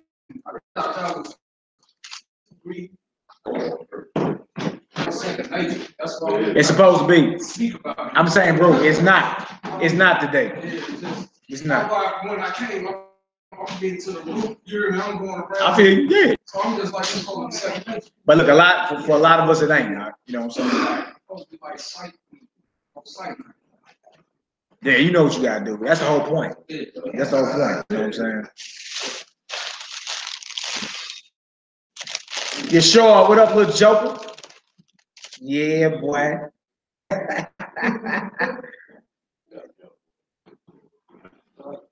I read Job 29 next, y'all. 12 through 17. And we're gonna get some more scriptures. Y'all see the title, Jerusalem is our mother. All praise and glory now to the Most High. Shabbat Shalom to the worldwide family. Can see some of our loved ones in the building. Yeah, all praises. Mina J, I ain't know you was on the chat. My sister, what's the deal? Shebaniah, Shabbat Shalom from the Holy Land, brother. All praise to the Most High. Bless you, all.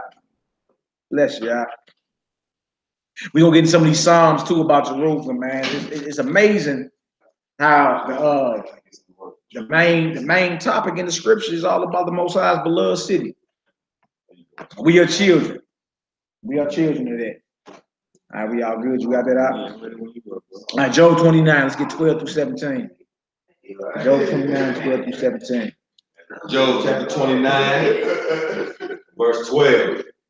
Because I delivered the poor that cried, and the fatherless, and him that had none to help him. The blessing of him that was ready to perish came upon me. And I caused the widow's heart to sing for joy. So you see, he's looking out for the less fortunate. That's our job. We're supposed to look out for the poor, the widows, the fatherless. Because that's who the Most High look out for. We're supposed to look out. You feel me? Especially as men. Job is a man. We have to be the vanguards. You feel me? To where our women feel safe around. It's like, oh, okay, that's what's up. You know what I'm saying? I know I'm protected. Look at all these lions over there. You understand? They so righteous and so fierce. Look, the police won't even deal with them. These brothers is ready. All right, that's the spirit that's coming back. Look at our sisters back in the day, not that long ago. Harriet Tubman. What if Harriet Tubman cowered down? This was a sister. What if she cowered down and was like, no, I don't even want to, you know. Right? You dealing with a whole bunch of men that don't even got that spirit, and she was a woman. Come on, Knock, let's get it.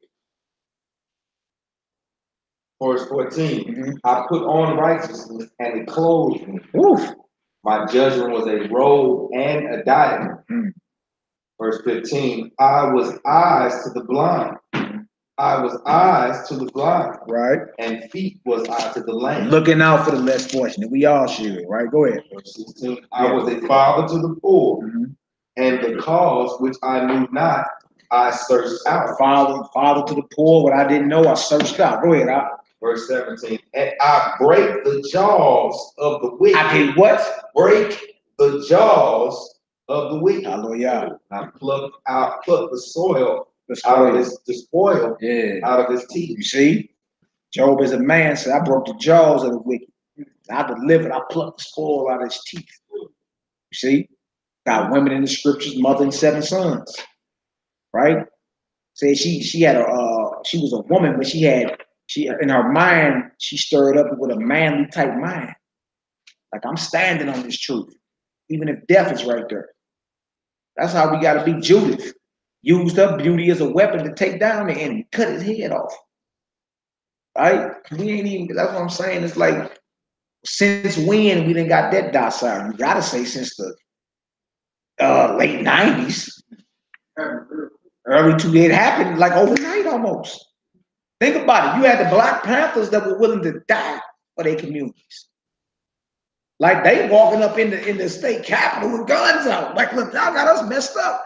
So much to where they changed the gun laws in California. right? You even when all the colors and all that came out, you still had brothers that was least gangsters and hard. I mean, it was in ignorance, right? They would shoot at police back in the 80s and 90s. Protecting was theirs, even though it was in ignorance. I'm not glorifying gang culture, none of that, but in ignorance, like brother still was like, I'm protecting mine. I don't care what you talking about, right?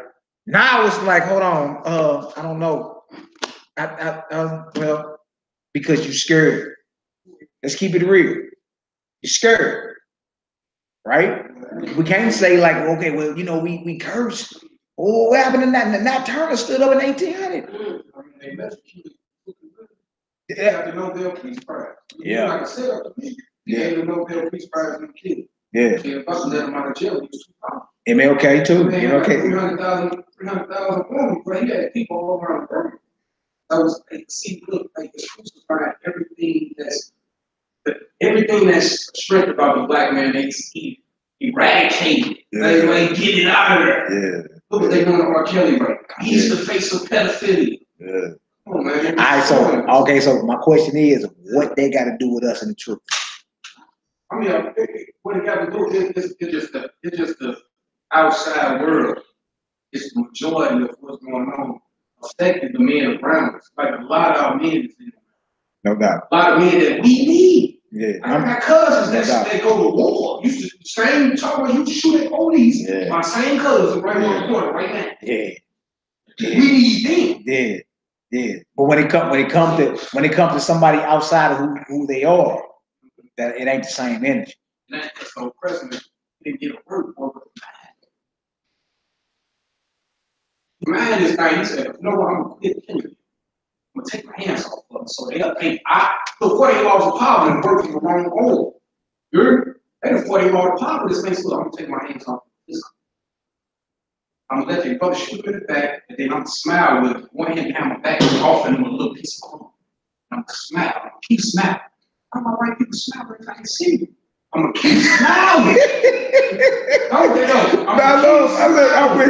you on that. Hey, look, but look, what I'm directing it directly toward the brothers that claim to be in the truth. That's it. I'm not talking about our cousins. I got cousins too. I got cousins and all that. Brothers that's in the streets, in jail, all that. I'm talking. Look, we the ones that they found worthy gonna be ruling what's to come. But who are authentic or not?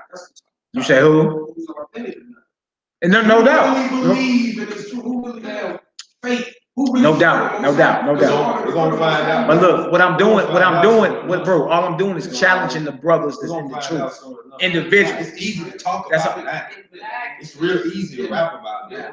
You know what I mean? And to look at the next brother and say, I know I'm gonna ride, as opposed to it's real easy to do all that right now, but when this shit really hit the fan, all that's gonna get put in perspective. No doubt. You're not gonna have to worry about. You're not gonna have to ask that question because you're gonna see who's gonna cower and who's gonna stand. All right. So look, my question is, how do we apply the scriptures we just read?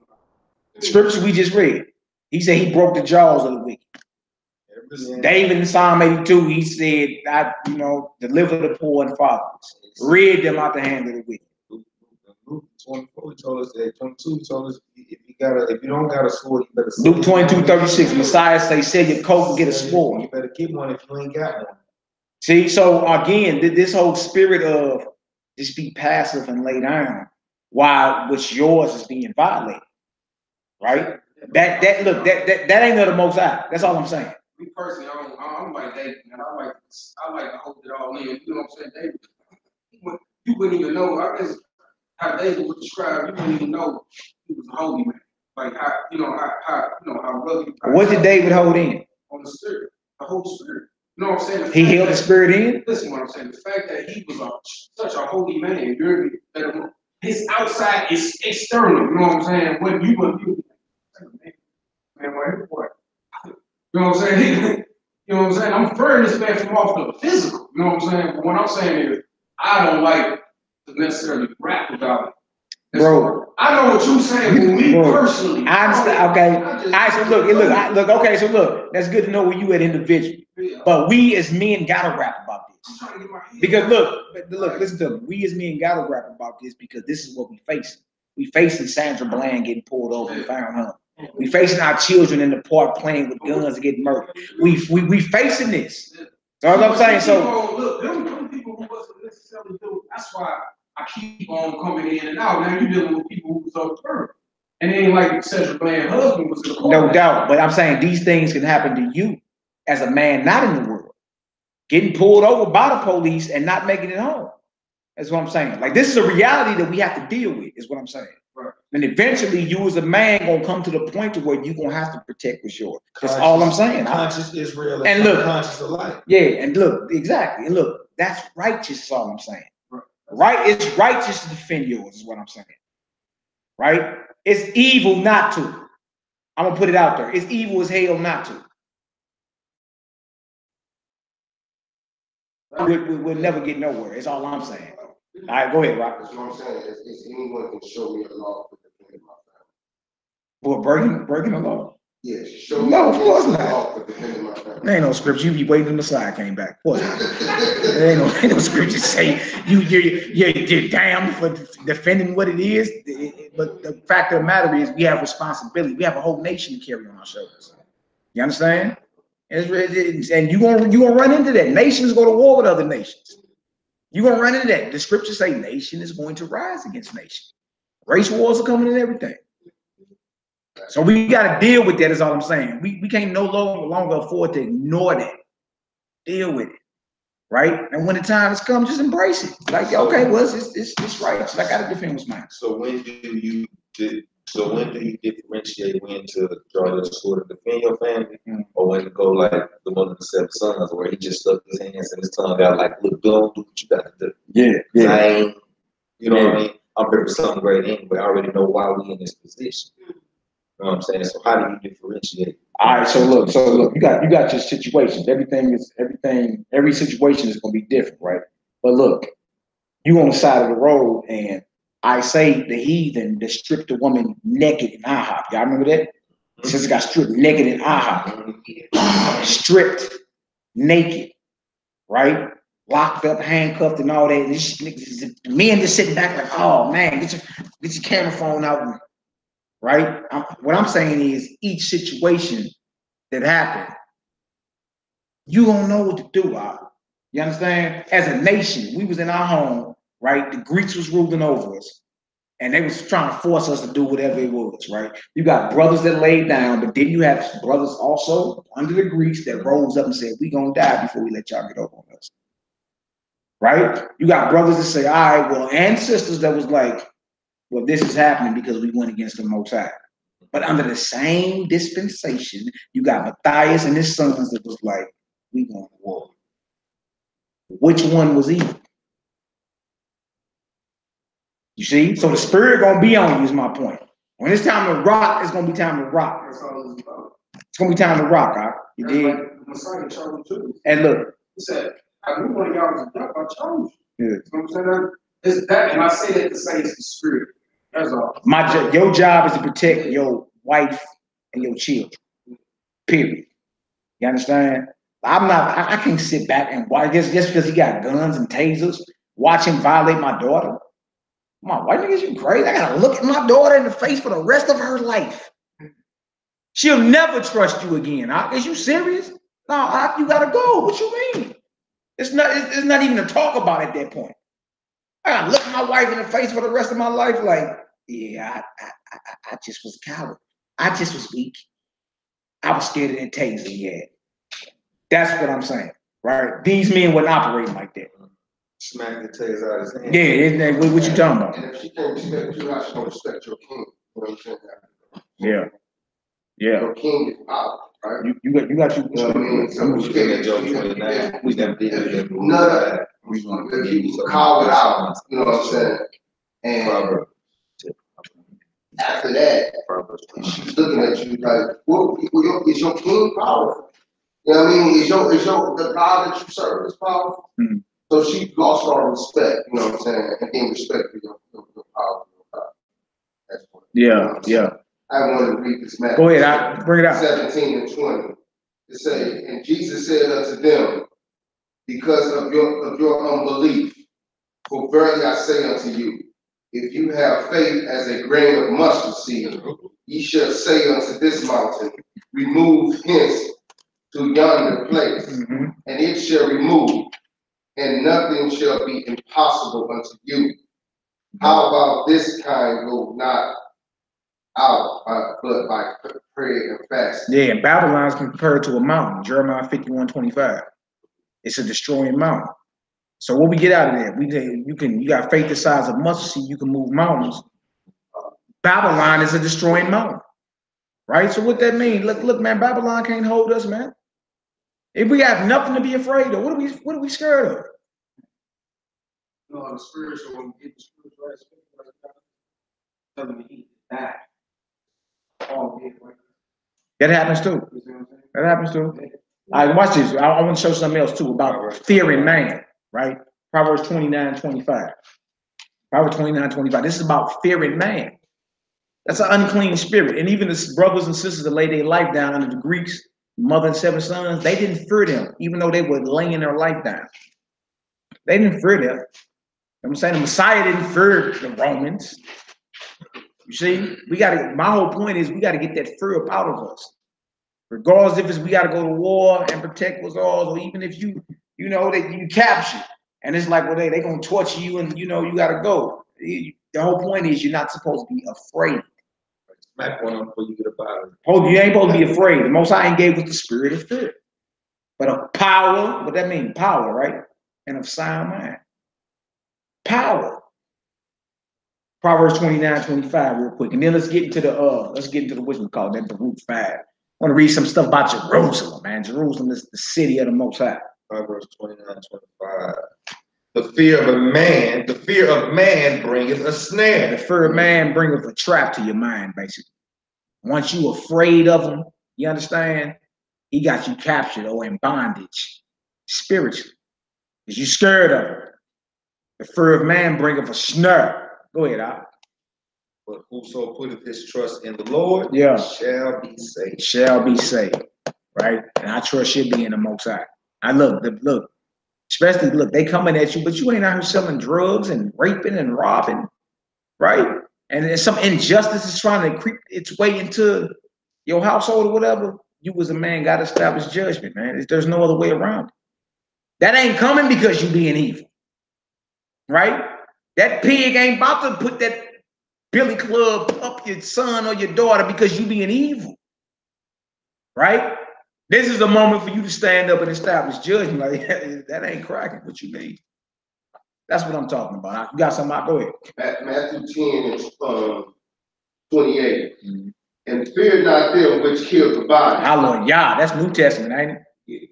Fear not them that kill the body. Come on.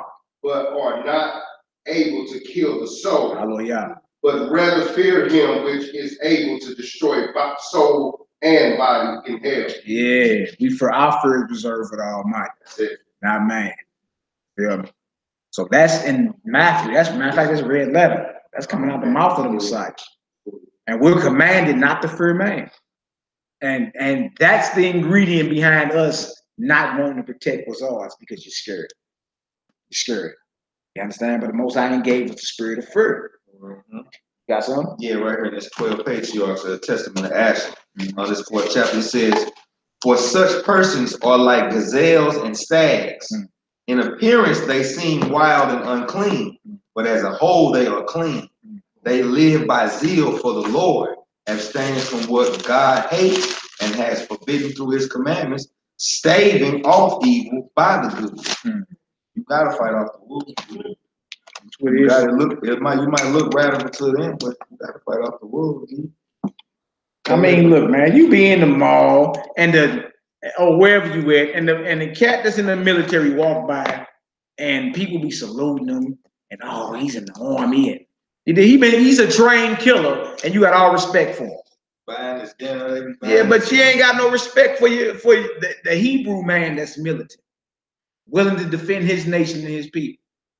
But you'll salute the so-called Marine that walked through the mall or the store. We looking at this thing totally wrong. We are. And it's all because there's fear on the table. That's what it is.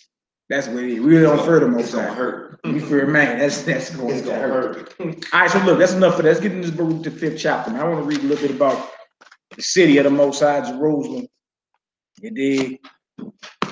Get our spirit moving towards Jerusalem. All praise to the Most High, along with the King. Shabbat shalom to the worldwide assembly that's in the chat. You dig? All praise to the Most High for allowing us to come together once again. Now may everybody be edified. You understand? May the Most High get all the glory. Period in the story. All right, so let's get into Baruch the 5th chapter. We're in the Apocrypha. Baruch the 5th chapter. It's only a couple verses. There's only a few, and then we need 2nd Ezra 10. That's a parable about Jerusalem. That's a parable about Jerusalem. All right, Baruch the 5th chapter. All right, let's get it done. Baruch chapter 5, verse 1. Yeah.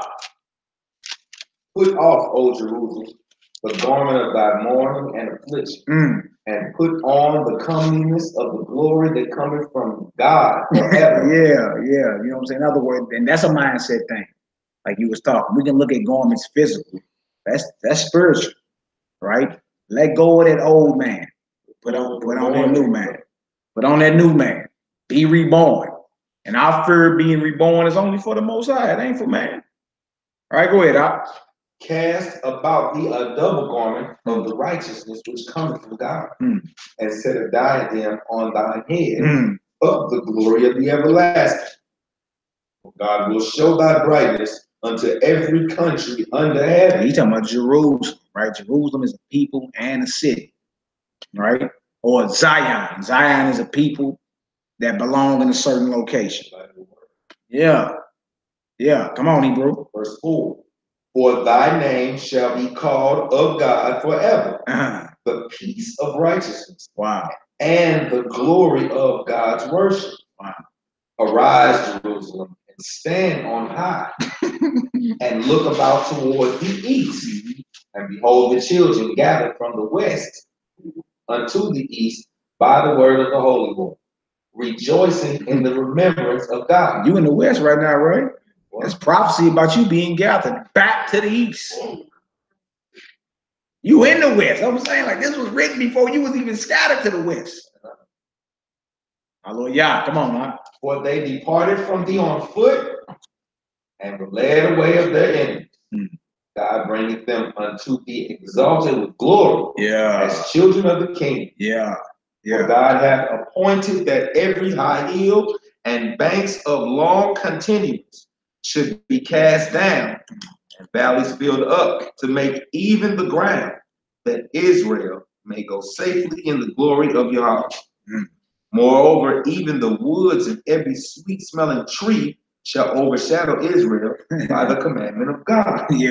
For God shall lead Israel with joy in the light of his glory, with the mercy of righteousness that cometh from him. Hallelujah. You feel me? About Jerusalem. The Most High love his city, love his people. Right? And something about that location right there. Something about it. They say his eyes continue to be right there. That's the place of his footstool, where he places his feet at. Jerusalem. You understand? And again, a lot of people are under the vibration, like, well, we can't go there. Right? Like you already traveling. A lot of us have already been out the country. Right? But you ain't thought about, let me go into the crib and just look, visit. We know about New Jerusalem that's coming, but you on this side right now.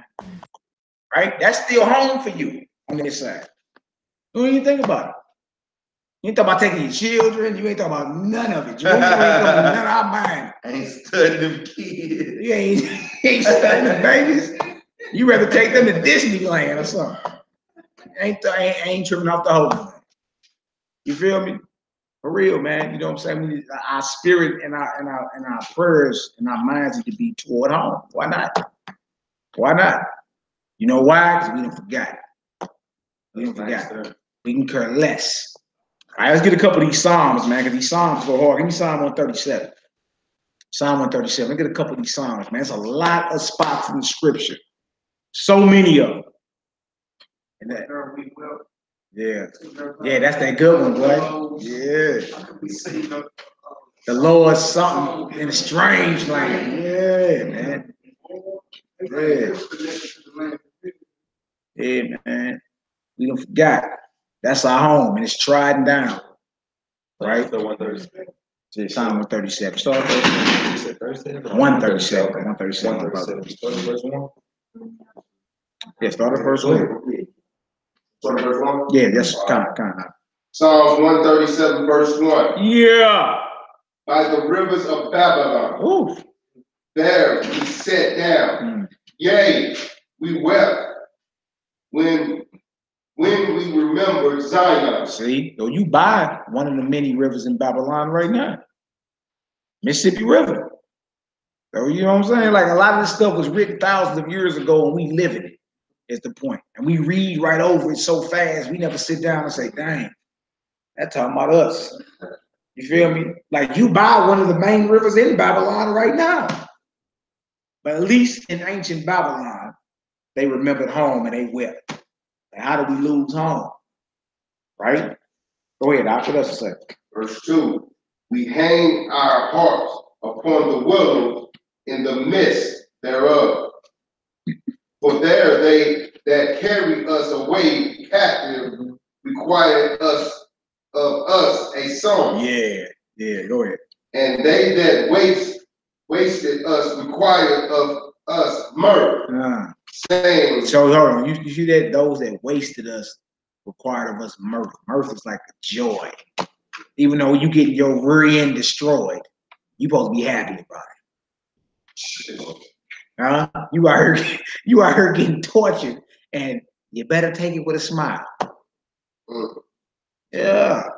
So now that's going into the psychology of your oppressor, right? Not only does it feel bad for you, he telling you you better smile while I'm torturing you. Those that wasted us required of us mirth. Mirth is joy. What else to say? Let's get it. Saying, sing us one of the songs of Zion. Ooh. How shall we sing the Lord's song in a strange land? That's a good question. We over shucking and jiving, partying, kicking it like it's 1999. Huh? I remember the song. Right? You ain't thought about it. Look, it ain't came into your mind. I'm a prisoner of war behind enemy lines. You don't even think about that no more. You cool. You can go to get a job, clock me in. You don't even think about home though. Right? There ain't nobody that's ever been a prisoner of war that stopped thinking about home. So what nation he is. Right? You over there, you a spy. You let you get locked up in China or North Korea on some espionage. Boy, you ain't gonna never stop thinking about home. How should we be joyous? How should we sing Yahweh's song in a strange land? Look where you at. What else to say, If I forget thee, O Jerusalem, let my right hand forget her cunning. Cunning and skill. If I forget home, let me lose my skills. Hey. Wow. You see how dedicated the psalmist the psalmist was right there, going into the prophecy of us being enslaved and them wanting us to be joyful while we getting tortured. And he like, look, if I forget home, well, let my right hand forget her cunning. Let me lose the little skills that I have. Is that your mindset? No, it ain't. Go ahead, go ahead. If I do not remember thee, let my tongue cleave to the roof of my mouth. Let my tongue cleave. Let me shut up. I shouldn't even be able to talk. If your tongue cleaves to the roof of your mouth, what you saying? Nothing. I done forgot home. I shouldn't even be speaking out here. Dang, dog. Hey, man, I'm saying. Like, look, we ain't making this stuff up. The Most High has a special location for you. You his chosen people, right? And at least in ancient Babylon, we knew, look, if I forget home, man, let me close my mouth. Let me not even have no skill to provide nothing. I'm done. I done forgot home. You dig? If your children run away from home, or if they get kidnapped away from home, don't you hope they never forget home or the way back home? Right? You want to know, like, look, baby, remember how to get home. You understand? This is the main road right here. Remember your address. Remember my number. You always telling your babies. It's up on the refrigerators and everything, right? Daddy's number, mommy's number, huh? You send them to school. They got little things, little sticky things they put on. So look, this is how you can tell their mother, their father. This is the address, all of it. Why? So they don't forget home. You don't forget. Just keep it real. You scared. You love where you at. You comfortable, and you don't forgot home. Just keep it real. And he said, "Let me shut my mouth if I forget home." What else to say? Truth. If I prefer not Jerusalem above my chief joy. My what joy? My chief joy. That's my main joy. Jerusalem ain't our main joy no more, man. You caught up in the hustle and bustle. I know we all are. We surviving. You ain't thinking about home. Man, I've been home lately, bro. I've been on my fire stick, just typing in Jerusalem. Damn, what kind of movies they got out here? I'm looking up Israeli spy movies, Jerusalem countdown. I'm just, yeah, the King of Heaven, a good one. I'm looking at the Dig now. The Dig that come on USA. What's it called? The Dig, D-I-G. It's all about Jerusalem and the tunnels underneath it and all that. You have your little, yours right now. I had mine last year sometime. Like I ain't never been around homes. Yeah. Like when I first came to the truth, I heard just wanted to just be with the most. I don't even want to follow. Just let me be with you. Yeah. Yeah. You know what I'm saying? We got to straight go through this just to get back. Yeah. Chief joy, man.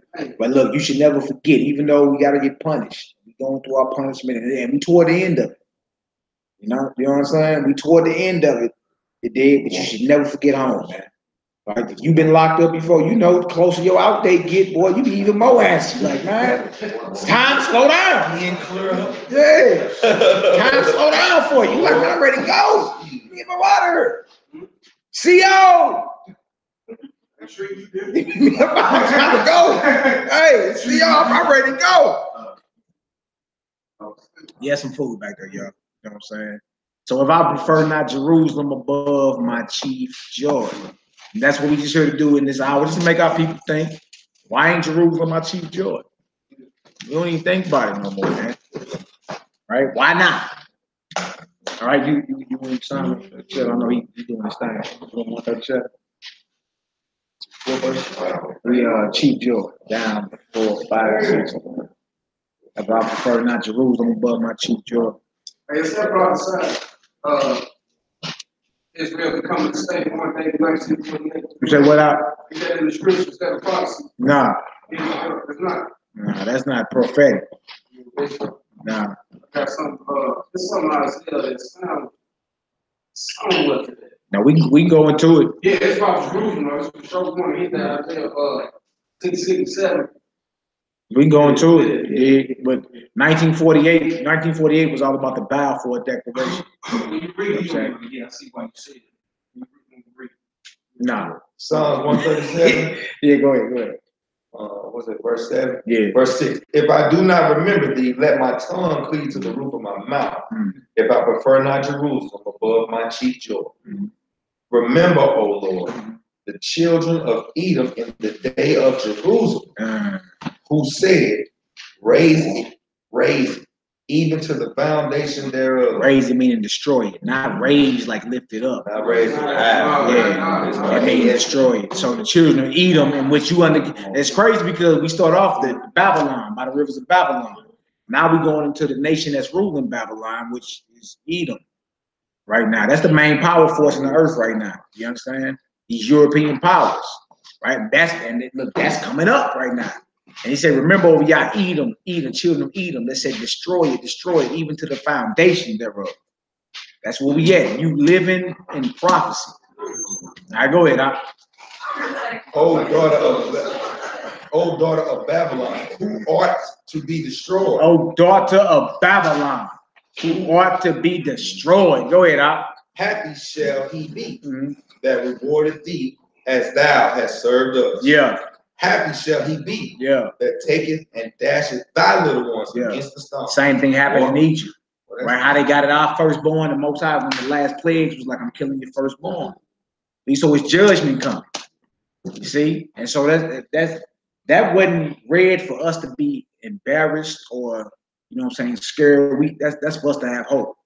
You understand? Because he that touched you touched the apple of the Most High's eye. They don't want to deal with that. How special you are to him. He said Jerusalem gonna be happy in that day. Happy. You're gonna be happy. Because it's payback. Right? You the one marching saying no justice, no peace. You saying it. All right. Give me Psalm 126. That's another good one. Psalm 126. Start at verse 1 for me. These are some short psalms. Right.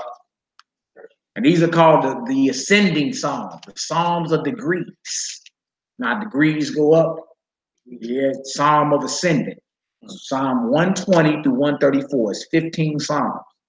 And majority of them talk about going up to Jerusalem, believe it or not, ascending up to Jerusalem.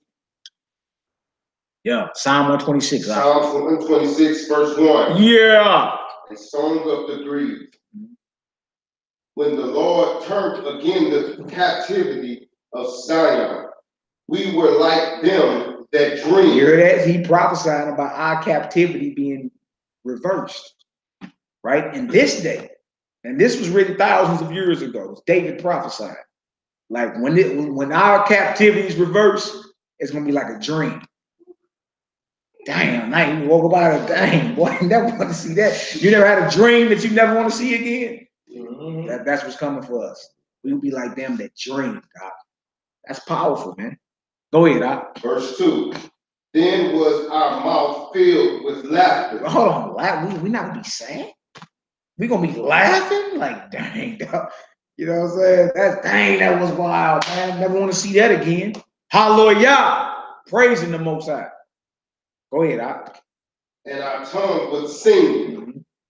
Then said they among the heathen, the Lord hath done great things for them. Yeah. The Lord hath done great things for us. You heard that? That's what's going to be said. All right? Because it's only by the hand of the Most High that this whole thing is reversed. Changing of the guard. That's only by the hand of the Most High. And the heathen going to have to admit, Most High did great things for them. Them boys were slaves. They was an astonishment. They could run 100 yards in 8 seconds. But couldn't get together to make nothing as small as a toothpick. Huh? Wow, man. You dig? Them brothers can do all types, jump out the stadium, but couldn't come together to even make something as small as underwear. Yeah, the heathen gonna be like, boy, that guy had to be the hand of the Most High, just like Pharaoh. Had to be the hand of the Most High. Go ahead, Doc. For the Lord hath done great things for us, whereof we are glad. Turn again our captivity, our Lord, as the streams in the south. They that sow in tears shall weep in joy. Hallelujah. He that goeth forth in weeping, bearing precious seed, shall doubtless come again with rejoicing, bringing his sheaves with him. You see? So what you're looking at is a changing of the guard, a reversal of power. When our captivity is reversed, we'll be laughing. You dig? We'll be on top of it. That's what's coming. And you talking about the redemption of not only the people, but the land. The land is trodden down by imposters and Palestinians. And you see, it's a lot of things that got to happen. But the whole thing for us is to have our mind there. Right? Your mind supposed to be home, man. You see? Always constant. That song we was that play on the radio. I wanna go home to Jerusalem. You know, you be rolling like, yeah, but that's that thing. I do. You did. Then we get to talk about after scripture. You're like, no, dog, can't go there. Bro, you just jamming it off. See what you mean? Hey, I felt what Bruh said earlier. It's like I ain't never even been there. I'm homesick. Yeah. It's a bull to jump off. You be like, man, I ain't supposed to be here anyway. I hate this place. Yeah. You know what I'm saying? It just makes you sick. I feel that. Man, you look up and you see men at the Oscars or whatever that is, Grammys, and got dresses on. Come on, I'm ready to go to. like, bro, when I seen that, I mean, bro, it was like a punch in the gut. This grown man. This is a whole man over here with a dress on. It was a lot of and a lot of them was up in that den. They just showed that one, but it was a lot of them had dresses on. That's great. That is beyond. That's insane to me. You feel me? And we don't even speak on it. We say nothing about it. Hey, what you say, boy? Aha! Let me get Psalm 122, man. A lot of these Psalms and that Psalm 120 to Psalm 134, majority of them speaking about Jerusalem. I swear, Yeah. I used to grow it. I used to walk through, when I see kids, especially when I see kids, they walk back. I used to go over and run up in the house. Right now, I just think, like, we're going spiritual, I just look at them and try to listen to them, but I can't even come home. I'm still working. Most I still working with me. Because you gotta be a minister in the spirit. You know what I'm saying? You gotta make their spirit right. Thank you. You know what I'm saying? He said, thank you for not coming at me hard, being like, you know what I'm saying? Yeah. But even with that, I'll be like, certain times. Certain people deserve certain messages. It depends. It depends on the situation. Some brothers, some brothers in them streets, you just gotta take their head off, man.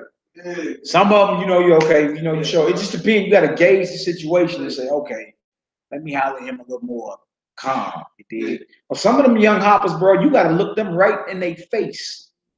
You dig? And let them see the fear of God coming straight out, from your mouth and your eyes. They be like, man, that little brother, that man ain't playing. Playing no game. They need to feel that. They need to see it because they don't have that in their life. They don't got men that's gonna let them, because it's gonna check them when they going off.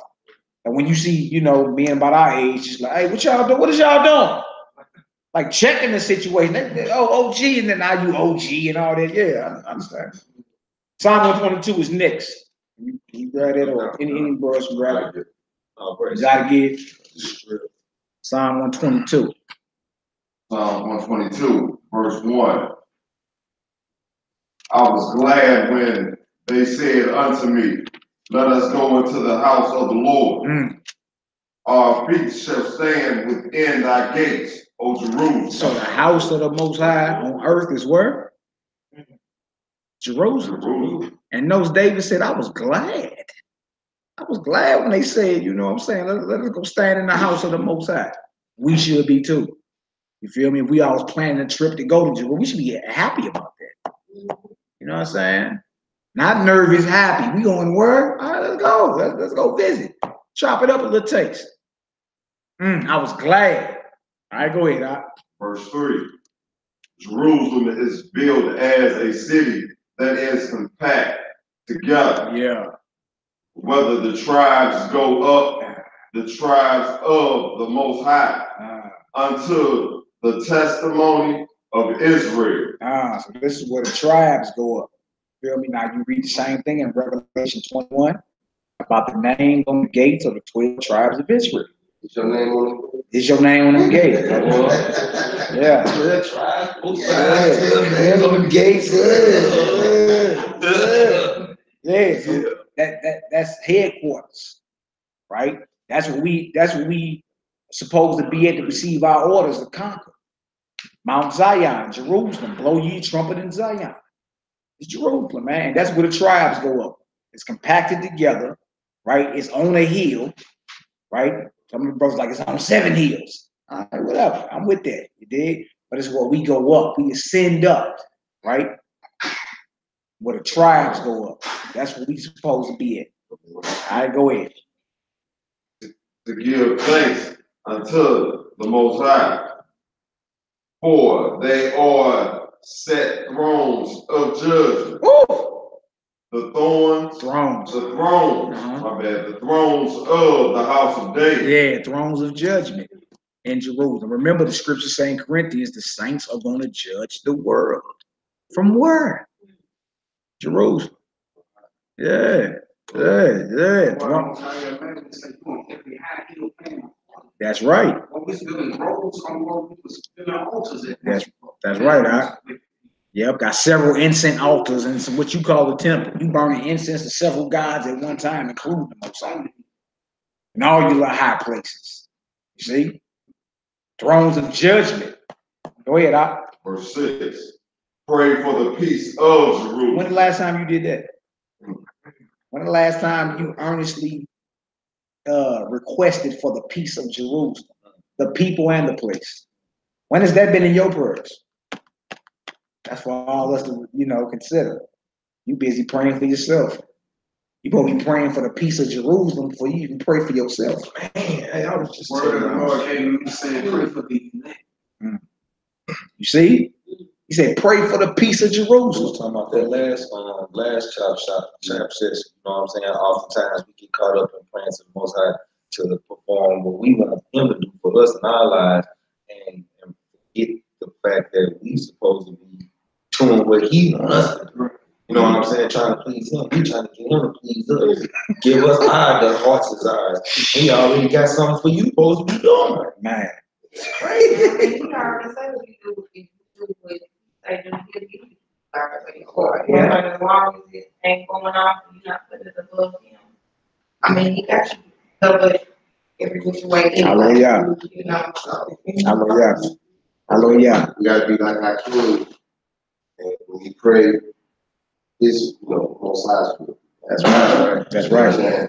That's right. He had a chance to, and he said, nah, whatever you're doing. Hey, so look, keep Jerusalem in your prayers as well. Feel me? Now I know we all going through what we're going through, of course. But the question is, when the last time you actually prayed for Jerusalem? The peace of it. Oh, wait. Now this is why he's saying that. Watch this. Go ahead. Sometimes he don't even want you to talk. Sometimes he just wants you to worship. Sometimes he wants you to roam around. Sometimes he don't want you to say nothing. He just wants you to worship and acknowledge him and put him on high. A lot of times we be missing, you know what I'm saying? We be missing what we supposed to be praying about, how we supposed to be praying. We are vessels like us, and we supposed to be praying on what you want me to do next, Father. What in my life is you don't like? Which one? You know what I'm saying? That's all I'm just. No doubt. The whole point being, Jerusalem ain't in our prayers no more. That's why I put it out there. We praying for everything else except for Jerusalem, the people, and Jerusalem, the place. We not nobody pray for Jerusalem no more. Stop it, man. We Israelites, the Hebrew Israelites. Tribe of Judah, Yahweh, Yehudah. But you ain't even prayed for your people, Jerusalem, the people, or the place. You did? Come on, Hebrew, what else to say? Pray for the peace of Jerusalem.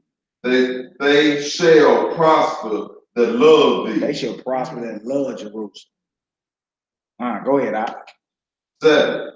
Peace be within thy walls, and prosperity within thy palace.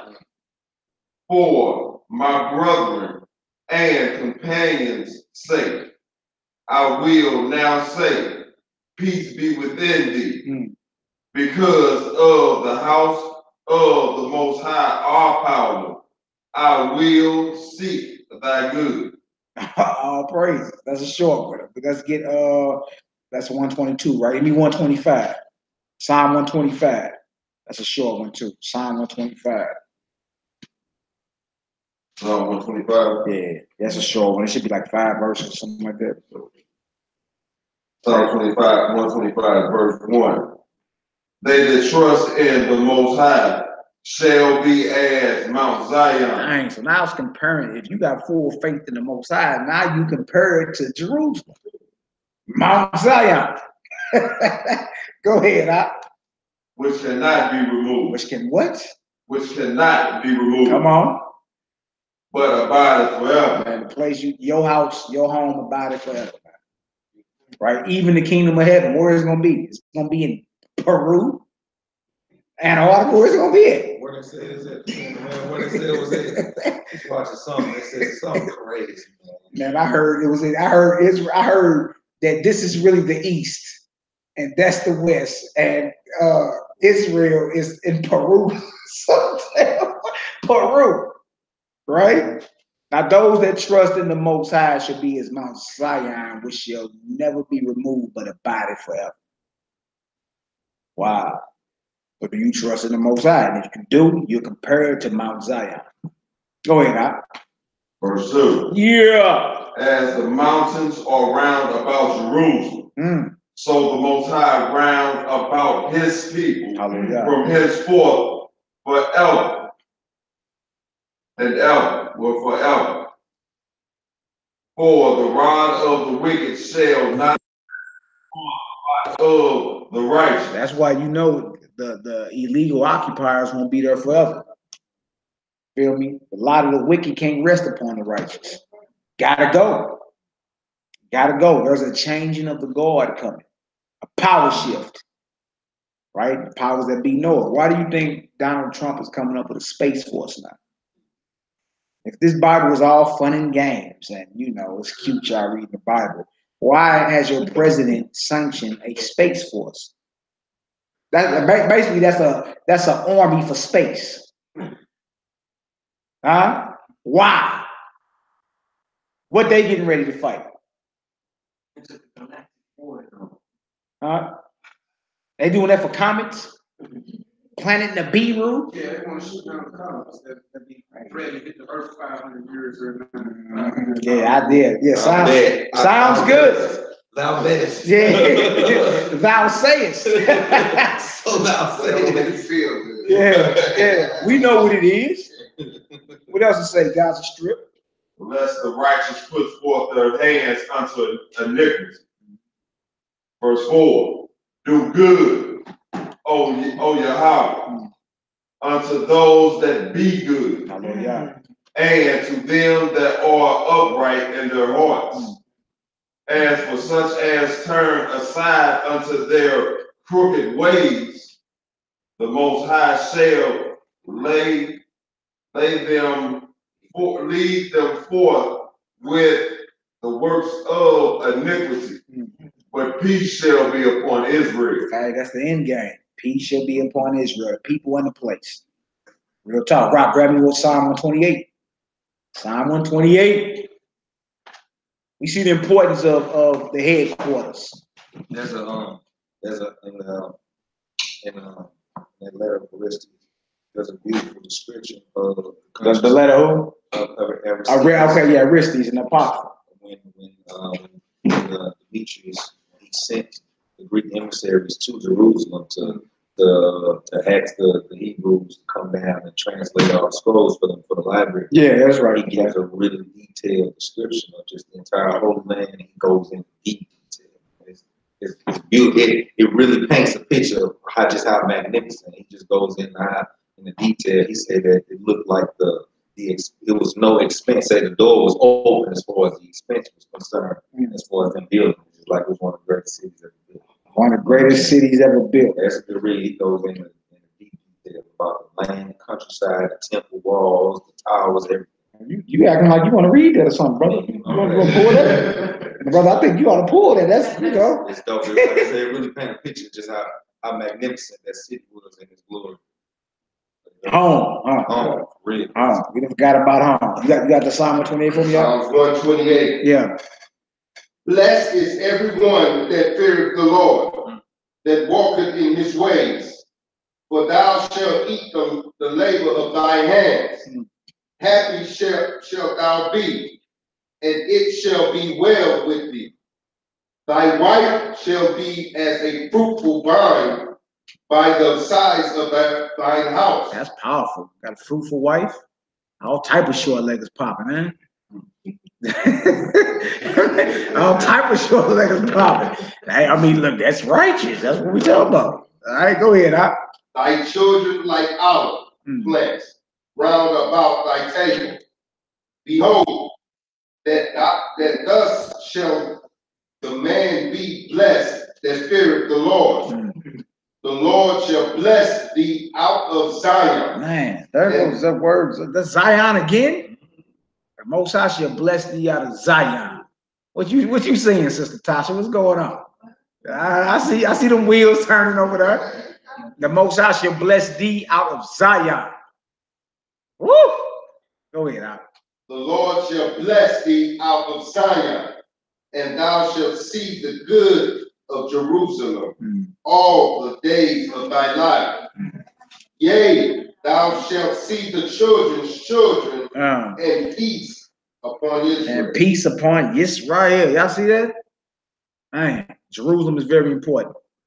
Jerusalem is very important. We should always have our eyes on it, our spirit toward it, praying. You understand? And look, have a desire to go visit. You understand? We should. Because the end game is 144,000 going to be on Mount Zion with the names of their God in their foreheads. Yeah. It's just coming. You need that to travel today, you know. Yeah. All type of you know, the heathen coming up off their little laws or whatever. Like when it's time to rock, when it's time for the Most High to shake the foundation, all that extra, you know what I'm saying? Your bureaucratic checklist, oh, that's out the window. You ain't gonna have to worry about that. Your little bureaucratic checklist, yeah, whatever. You already know what time it is. You got something out? Isaiah 66, verse 5. It says, hear the word of the Most High. He that tremble at his word, your brethren that hate, cast you out for my name's sake, say, let the Most High be glorified.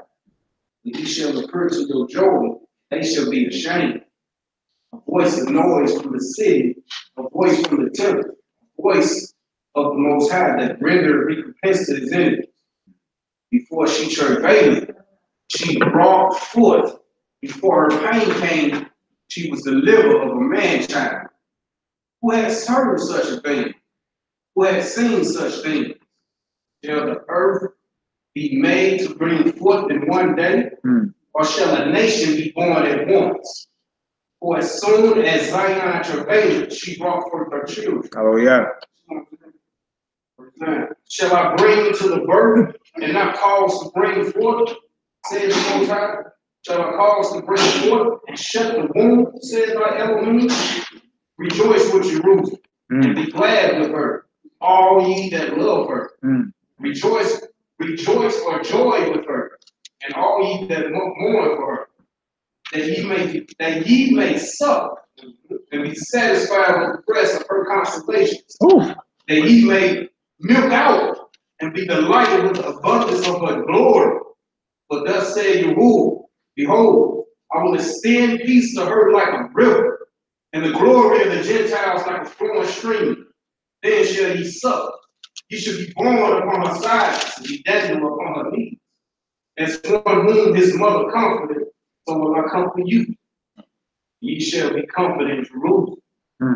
When ye see this, your heart shall rejoice, and your bones shall flourish like an herb. And the hand of the Most High shall be known towards his servants, and his indignation towards his enemies. Hallelujah. Hallelujah. Our praises, huh? Our praises do. I need yeah, that go hard. That go hard, man. More prophets. Oh, I asked you about 1948 and that fake. You know what I'm saying? Yeah. Fake. You gotta bring in Obadiah too with that, because they talk about how they gonna get judged. Smoked, and there shall not be any remaining in Mount Zion. You know, of the house of Esau. For who spoke it? Yahweh spoke it. Yeah, no doubt. All right, so look, I need Psalm 133. That's a short one. That's a good one too. About Zion, Galatians 4. We need that. Verse 26. That's a real quick hitter. Importance of Zion, right? The prophecy to say we're gonna come forth from Babylon and we're gonna ask the way to Zion, but our faces that way. Man, which way is Zion? All right, well, let's get to moving that way. If everybody gonna turn to their own people and go to their own land, where you going? You got a land. See, so the Most High, in other words, the Most High going to make events happen that's going to cause us, right? Eventually, you going to have to gather together. You ain't going to be able to duck it, right? This enemy going to pull all hell out of us, right? The stuff you arguing about on Facebook and Instagram going to be out the window. That ain't going to exist. Yeah, and it's her. It's her. Smart walls are being built now. They shoot out lasers. That's what that whole Donald Trump thing is about, the government shutdown and the walls getting built down the board. That ain't no brick wall. That's a smart wall. that shoot lasers out, send out drones, got AI capability, facial recognition. What you talking about? You dig? When in history they start building a wall and it was beneficial for you? No. The Great Wall of China. Look that up. Look about in Germany, that East Germany, West Germany, the wall that was built. Look, whenever governments start building walls, it was never beneficial for the people. Ever. And we just sitting here chilling, playing with our thumbs. Especially here in St. Louis, y'all know how many pounds of nuclear waste you sitting on top of? We just, just go about our regular life like it ain't happening. You got your taxes back, It's all good. It's all good. They ain't get that. They're gonna spend them $200 on Jordans. He ain't got a passport. It's all good. Get some Jordans. Get some clothes. They live it up, brother. I understand. You dig? My whole point being we gotta be sick, man. And again, we're like the battered woman that can't leave the man that's domestically abusing her. And to the point to where she started defending him, you know what I'm saying, to her people. No, this is my fault. This me. Got so much loyalty. He whooping the wig off you. Beating the brakes off. You got so much loyalty, this cat. That's the way we treat our oppressor. Hey, speaking of that, we should be protected. Of course. That's why we want to protect. Of course. I agree. You need to protect no woman that's been a home. Why would I protect the fight laid out my life for? That's what Israel was in the sight of the Most High. No doubt. No doubt. No doubt. I know, but look. Hey, look, no doubt. Hey, but look, y'all brothers in the truth. You're not professing to be a whore anymore. You're not keeping Christmas and Easter. Saying, like, look, later for the excuses of the word, I'm talking about us. Well, you brothers in the truth. You already fled Babylon spiritually. You got something out? Go ahead. No, I was just saying they could talk about the woman thing. My mom, she's like pushing 7. And she was going out the back. And these this guy and this woman were doing that, they kind of pushing on that. My mom was said, she told the don't do that. The girl was coming at my mom, and my mom like 7. I'm like, she came in too much. Like, yeah, she came in here. I'm like, wow. That's how poor she was going. You could go on an old woman who was trying to protect you, and you know what I'm saying? That's like, that's crazy. Yeah, we like, look, it's to the point to where you'll see somebody correct, not even correct, just letting the either know, like, look what's coming. And you defend them. Like, you be like, no, that's not fair. Don't talk to him like that. You be like, man, but it's like, bro, like, you only been raped and hung and killed the past 400 years. What are you doing? You feel me? We talking about psychological trauma. We sick. Scripture say the whole head is sick. You understand? And that's why I keep charging the men in the truth. What you gonna do? Got a lot of work to do out here, man. Got a lot of truth to teach. We gotta raise it. We gotta build these men up. We gotta inspire our sisters to be virtuous. You dig? It's on us. It ain't, look, bro, we can't even blame nobody. It's on us. What we gonna say at that day? Why you ain't get yourself together and your people together? What was you doing? Making excuses. You got this truth, you got this power. He told you the kingdom of heaven don't even come by observation. Like, what you looking for? It's within. You got it. What you gonna do? That's what I'm saying. Like, this truth is more than just us coming to Bible study and just reading the Bible on Saturday. When are we gonna apply what we know? People don't even know that Israelites that's in the truth. The truth is, it's becoming born again. You become, just follow the marshal. Man, you got people cut off everything. It's on high. You know what I'm saying? Level of thinking that's for spiritual. Don't even know the Israelites. So who we have with the truth? You know what I mean? Just because you know the Israelites, you go around the Bible. know what I'm saying? Quote a few scriptures. You know what I mean? Are we really looking at the spiritual aspect of this? I think that's what a lot of us stop. Oh, Israel, right? That's why we never. No doubt. Yeah, that's how. You know what I'm saying? That's why the Most High Spirit ain't with you. You still fear, even though you know you're Israelite. Oh, I still fear white man. The Spirit of the Most High. Right. And you ain't fearing him enough. That's why you don't love him. I feel you, man. You know what I'm saying? That's what I'm trying to get to earlier is the spirit of the man. You taking this thing serious. I ain't talking about, oh yeah, but the Ten Commandments, that's a story. But I ain't talking about, you know, scripture, precept. I ain't talking about. I'm saying, are you able to sit in a room and meditate to the Most High, really talk to you, and instruct you? Are you connected? You got life. You Wi-Fi. Do he GPS show that was set? No, every step. I heard, look, do you hear the Most High? I heard when you drive, you say turn right. Just like that GPS say clearly, make a left here. And 24 feet make a right. Do the Most High is you connected like that? Because you ain't connected like that. How you gonna do that going back? How you gonna detect them when the bombs and stuff get dropped in the night? You know what I'm saying? That's what I'm for. For sure. See what I'm saying? For sure. So look, it's gonna be second nature to protect your family when you're on that level already. You're gonna be slacking these. You know what I'm saying? Most time I put a little power on you. Then get away. You know what I'm saying? I'm praying for that rap. You know what I'm saying? So I feel that's second nature to me. That's why when I came in,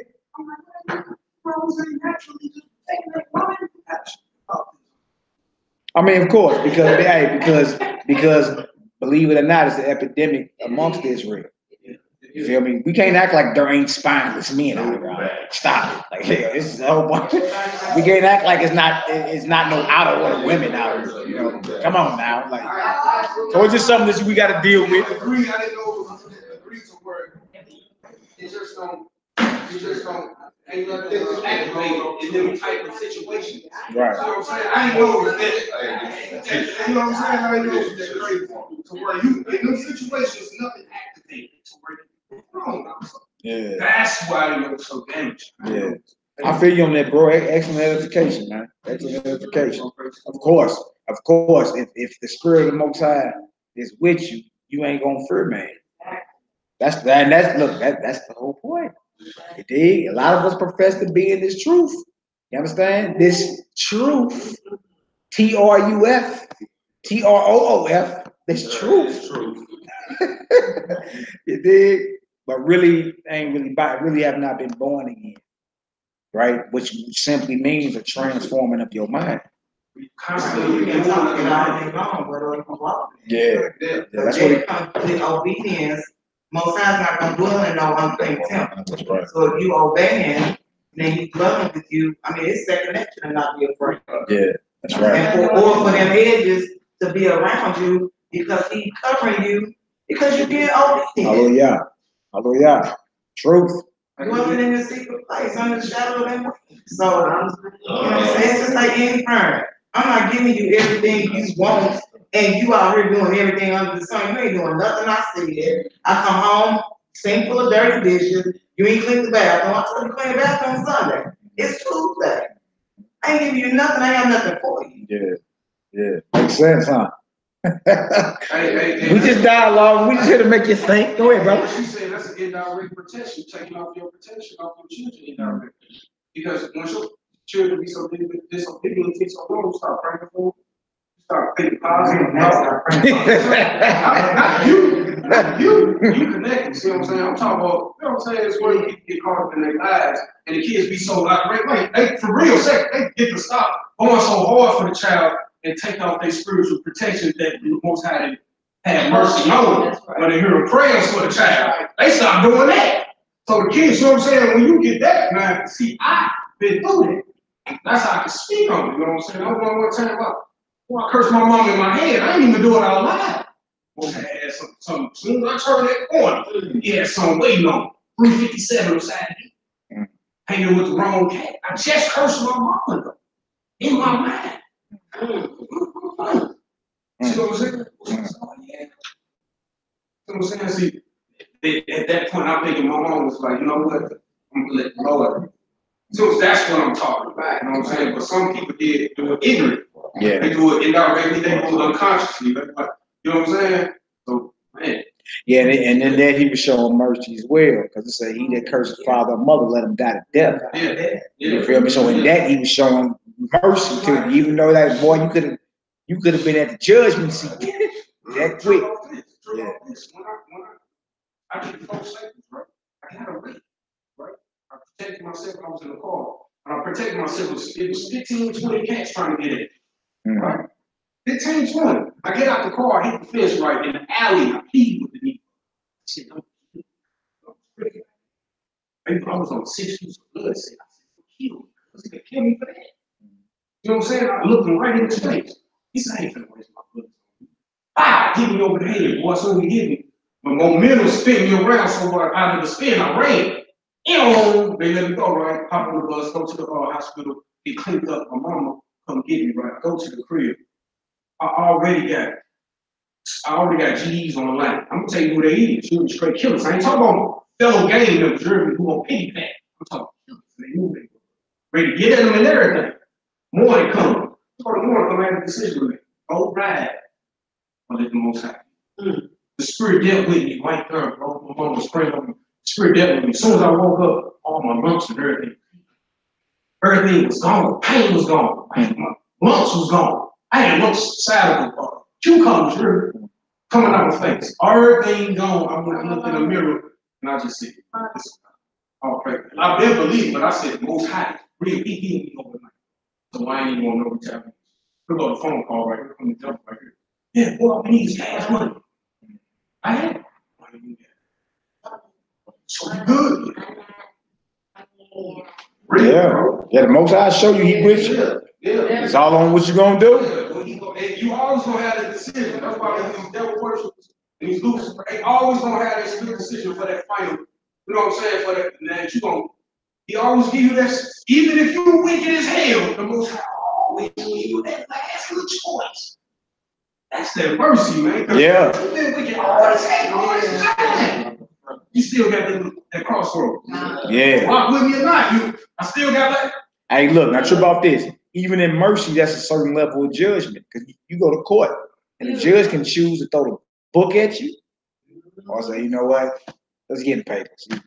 You feel me? So even when mercy is administered, that's still a certain level of judgment that come out. You feel me? Because every judge got the right to either, hey, look, he ain't gonna learn, throw the book at him, or give him some mercy. You feel me? And that's what we gotta learn. You know what I'm saying? As future judges or what it is, or even judging situations now. Certain situations, hey, you need to be mercy. Certain situations, look, cut it off. It's just what it is. See? Psalm, we hit Psalm 133. Psalms 133. You got that? Go ahead. Psalms 133. Behold, how good and how pleasant it is for brothers to dwell together in unity. How good and pleasant, you see, for Israel to be united. Brethren means sisters as well, y'all. You understand? The brotherhood, look, there's no nation without the sheep groups. You feel me? So we can't act like we just see, it says brother. You get cats out there to be on it. Only the brothers. You like, the brotherhood got to do with the sisters too. Like, ain't no nation without the women. What is y'all on? But it's beautiful for us as a people to be united. That's what it's going into. Now it's about to compare it. What is compared to the beauty of it? Go ahead, It is like the precious ointment upon the head that ran down upon the beard, even Aaron's beard, that went down to the skirts of his garment. Yeah, that Hebrew had one of them long beards. I know a bro like that. And one of them long beards, boy, it's wide and it's long, go down to his knees. Yeah, I got a bro straight. I'm talking about straight bro. Got a beard that long. You did? Go ahead, though, Hebrew. As the dew of Hermon, and as the dew that descended upon the mountains of Zion. So this was saturated in Aaron's skin and his hurt. Yeah. Anointed. He was anointed. Yeah, very much anointed. And then it's comparing our unity as a people to the precious dew that descends upon Mount Zion. Right? Go ahead, Doc. For there the Lord commanded the blessings. For what did it say? For where? For the Lord commanded the blessings. It said for there. That's a specific location, Mount Zion. For there the Most High commanded the blessing. Zion, Jerusalem. Go ahead, Doc. Even life forevermore. Hallelujah. Give me Psalm 134, next chapter. That's a short one too. 1 through 3. Psalm 134, 1 through 3. Psalm 134 and 1. Behold, bless ye the Lord, all ye servants of the Lord, which by night stand in the house of the Lord. Lift up your hands in the sanctuary and bless the Lord. And the Lord that made heaven and earth bless thee out of Zion. Hey man, why we keep hearing about all this Zion, Hebrew? What's going on with Zion? What's up with the headquarters? Yeah, that's headquarters, man. Feel me? So the whole point is just to have our spirit and mind toward the real. That's the whole point, bro. You feel me? And it's something that we should never forget. And the reason you don't forget is because it's been put out your mind. You don't think about it. It's not to cheat joy. You don't pray it before your people or the place where you belong. You feel me? Like, look, there's no reason why 100 of us can't plan a trip. Why not? Right? Can you maybe people like, man, it costs this much to go. That's you individually. But if 100 of us step to any travel agent and say, hey, look, we all trying to go to Israel. What deal you got for us? And that shit gonna go crazy. Yeah. He ain't gonna miss out on all that money. He like, bro, look, I can get it to where you look up, boy, it'd be the player price.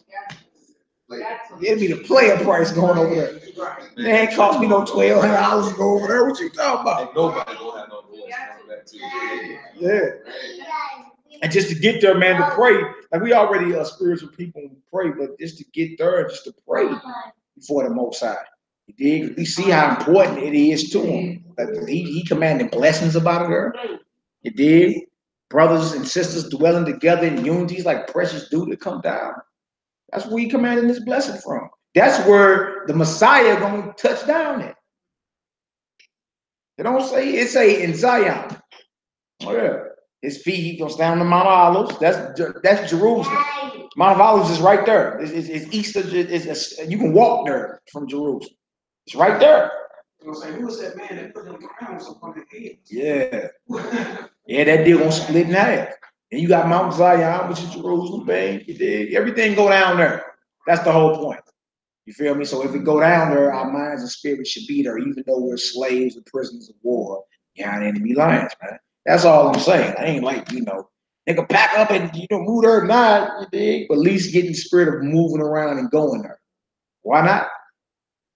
Why not? What else you doing? You done went to Mexico for your anniversary. All right? You go to Mexico for your anniversary. Jamaica for your honey. Go to Ecuador, Jamaica. You dig? You gotta go through customs. You gotta have passports and all that, right? But why not? We ain't thought about Jerusalem. Nobody. Our people been in the military. Look, man, I asked a brother the other day, man, he was bragging. This was last month, right? He's bragging to me. He's bragging to me that he been in the Navy for 12 years. In 8 years, he retired.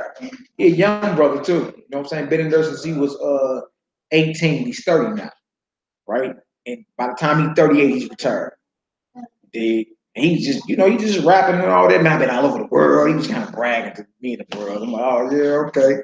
So I said, hey, I'm like, where is Israel at? Like, because I'm trying to go. Is that in Europe or is that like Africa? Like, this cat turned and told me Israel is in Europe. I'm like, really? So then I had the bruh, y'all know Tadriel. So he got all the maps. I'm like, bro, grab that map. Bro, he can pull the map out. Then I'm like, bro, where is Israel at? It blew his mind. This cat been in the Navy 12 years. Did not know that Israel is right next to Egypt. You see? We done traveled all over the world and ain't went home. And to the point where our sense of geography is destroyed too. They lying to us, man. Ain't they saying that, man, that Arizona is right next to Egypt, bro? They saying that they saying the Colorado, what's that, Grand Canyon? Mm-hmm. They say that's the separation. Bro, they is. I know, I heard it. Yes, man. I heard it. He ain't lying. It's a new doctrine out here. Yeah. Up in there, they say that's what Joseph had dwelled over. Yeah, I heard that. Now it's a new doctrine that the Grand Canyon. It's like the Red Sea or something like that. Yeah, yeah, I heard that. What make it more a little more believable is the time zone change.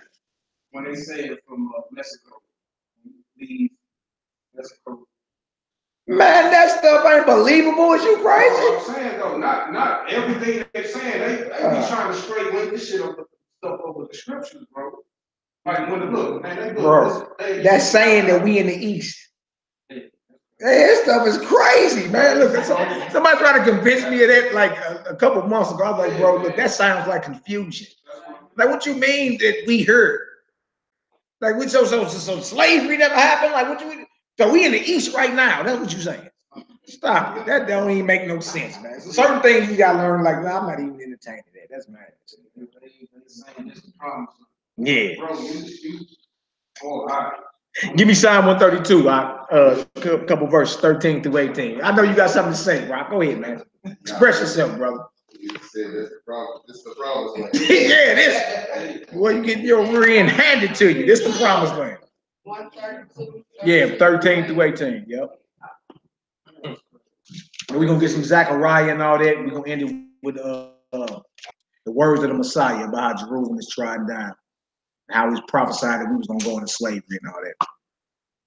Psalms 132, verse 13. Yeah. For the Lord hath chosen Zion. Dang. He hath desired it for his habitation. For his what? His habitation. Bobo. What it mean to be? What's a habitation, Bobo? Like you ain't the right scripture. Let Bobo get there. What's 132? She showed when she was side eyeing you over there. Like, what you over there reading? All right, so Psalm 132. Let's read verse 13. Don't read the habitation. What does habitation mean, Bobo? Seats, assembly, dwelling place, dwelling, dwellers, sitting, dog, sitting company or assembly. Okay, so Dwelling place, situation, location, time, dwelling. So the Most High's dwelling place is Zion. See, that's what I'm saying. Like, it'll be powerful if we on one accord go there and pray before the Most. That's his dwelling place. That's where he at.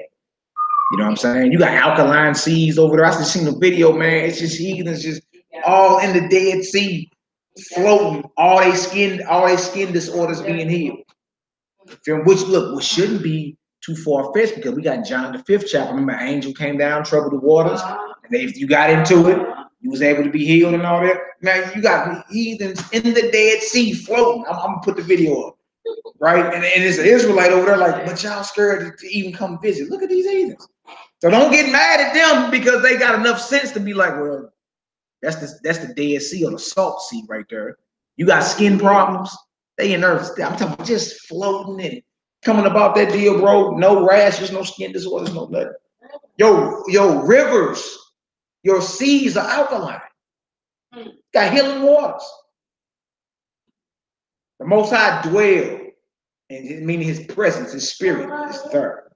It did, and that's why the heathens got to go. He said it in the book of Obadiah. That's why they got to go. You feel me? Because those aren't his people. You feel me? So look, if it's doing that for them, how much more for you? That's what I'm saying. Man. Like, how much more for you and you the people? Your spirit got. Oh my God, bro. Dang. I can't swim. I'm jumping in. You know what I'm saying? They can't swim. I'm in this thing. Man, I can't swim a lick up. I'm in this thing. Yeah. I'm gonna show the video, man. The one brother that go over there, a YouTube channel is Zion Awaits. He did, and he was over there, I think, for Tabernacle last year, and he went down to the Dead Sea, and I'm coming as far as you can see, man. It's nothing but heathens, and he's like, but you Israelites scared to just come visit. You dig? And you know, so people in the comment board like, you damn heathens. He's like, what y'all damning them for? Right. Like, all you gotta do is look, I'm here. What you mean you can't come up? Come up and see. You know what I'm saying? And get in your waters. This is for you. That's beautiful, man.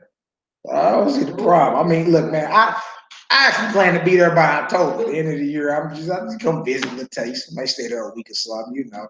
Well, you smiling like a church, yeah, I'll be Kool-Aid smile. Now, bro, go to the look, bro. Hey man, trip about this. Can y'all imagine being in the same garden that the Messiah was in, praying? The garden of Gethsemane. Remember, because Judas told the Sanhedrin and them, like, look, I know where he always there praying. Can y'all imagine being in the same spot where he was at praying right before he? Oh my God, bro, I can't even imagine. Can you imagine this? You feel me? Jordan River, like this is the river he was baptized in. Like, I gotta get in there too. I gotta get in there. What you mean? I just want to get out. Look, bro, I just want to experience. You know what I'm saying? What it is. Why not? Praying like love coming, like sweat's coming down. Yeah. That's a powerful place right there. Yeah. You talking about our King right there? Yes. Hey man. Oh no, you better go right. I'm not trying to, don't be over there all in all in your flesh. I'm trying to go to. I mean, bro. In a way, you did. You like you gonna be walking certain respect because you like, look, this is a holy place.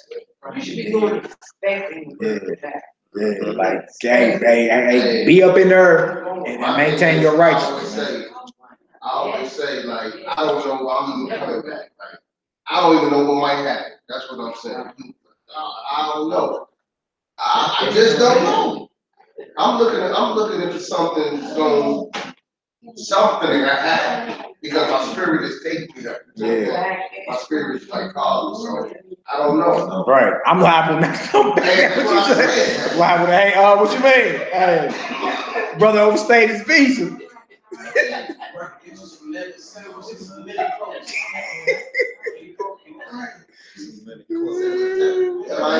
Yeah.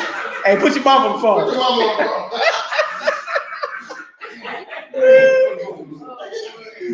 Put your mom on the phone.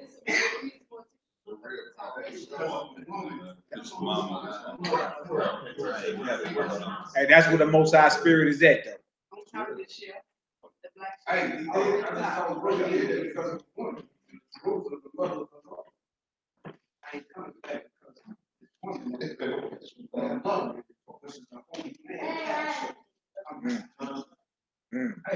gonna be hard to come back. Hey, when you read that second Ezra, the 10th chapter, you know what I'm saying? Ezra, the angel was dealing with Ezra about what was coming, the end and all that. And he told him stay in the field so many days, don't eat nothing but these herbs. For like 21 days. And he looked up and saw a woman.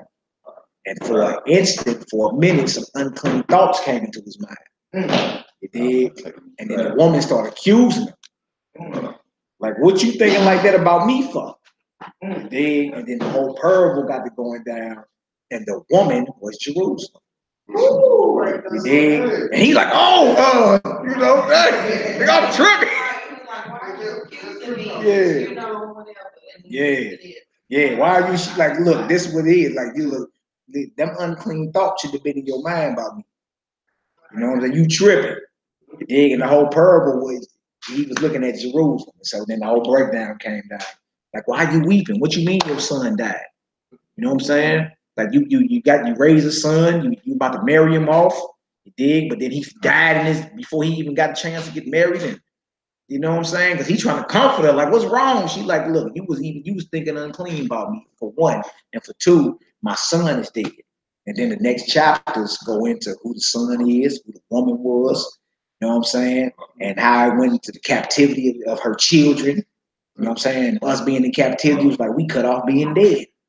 Read that second Ezra 10, 11, 12, and 13, bro. Blow your mind. You can be like, wow. Dang. So y'all important Zion is. All right, so where we at? Let's get it. Verse 13. Psalms 132, verse 13. For the Lord had chosen Zion. He had desired it for his habitation. This is my rest forever. This is my what? This is my rest forever. Yeah.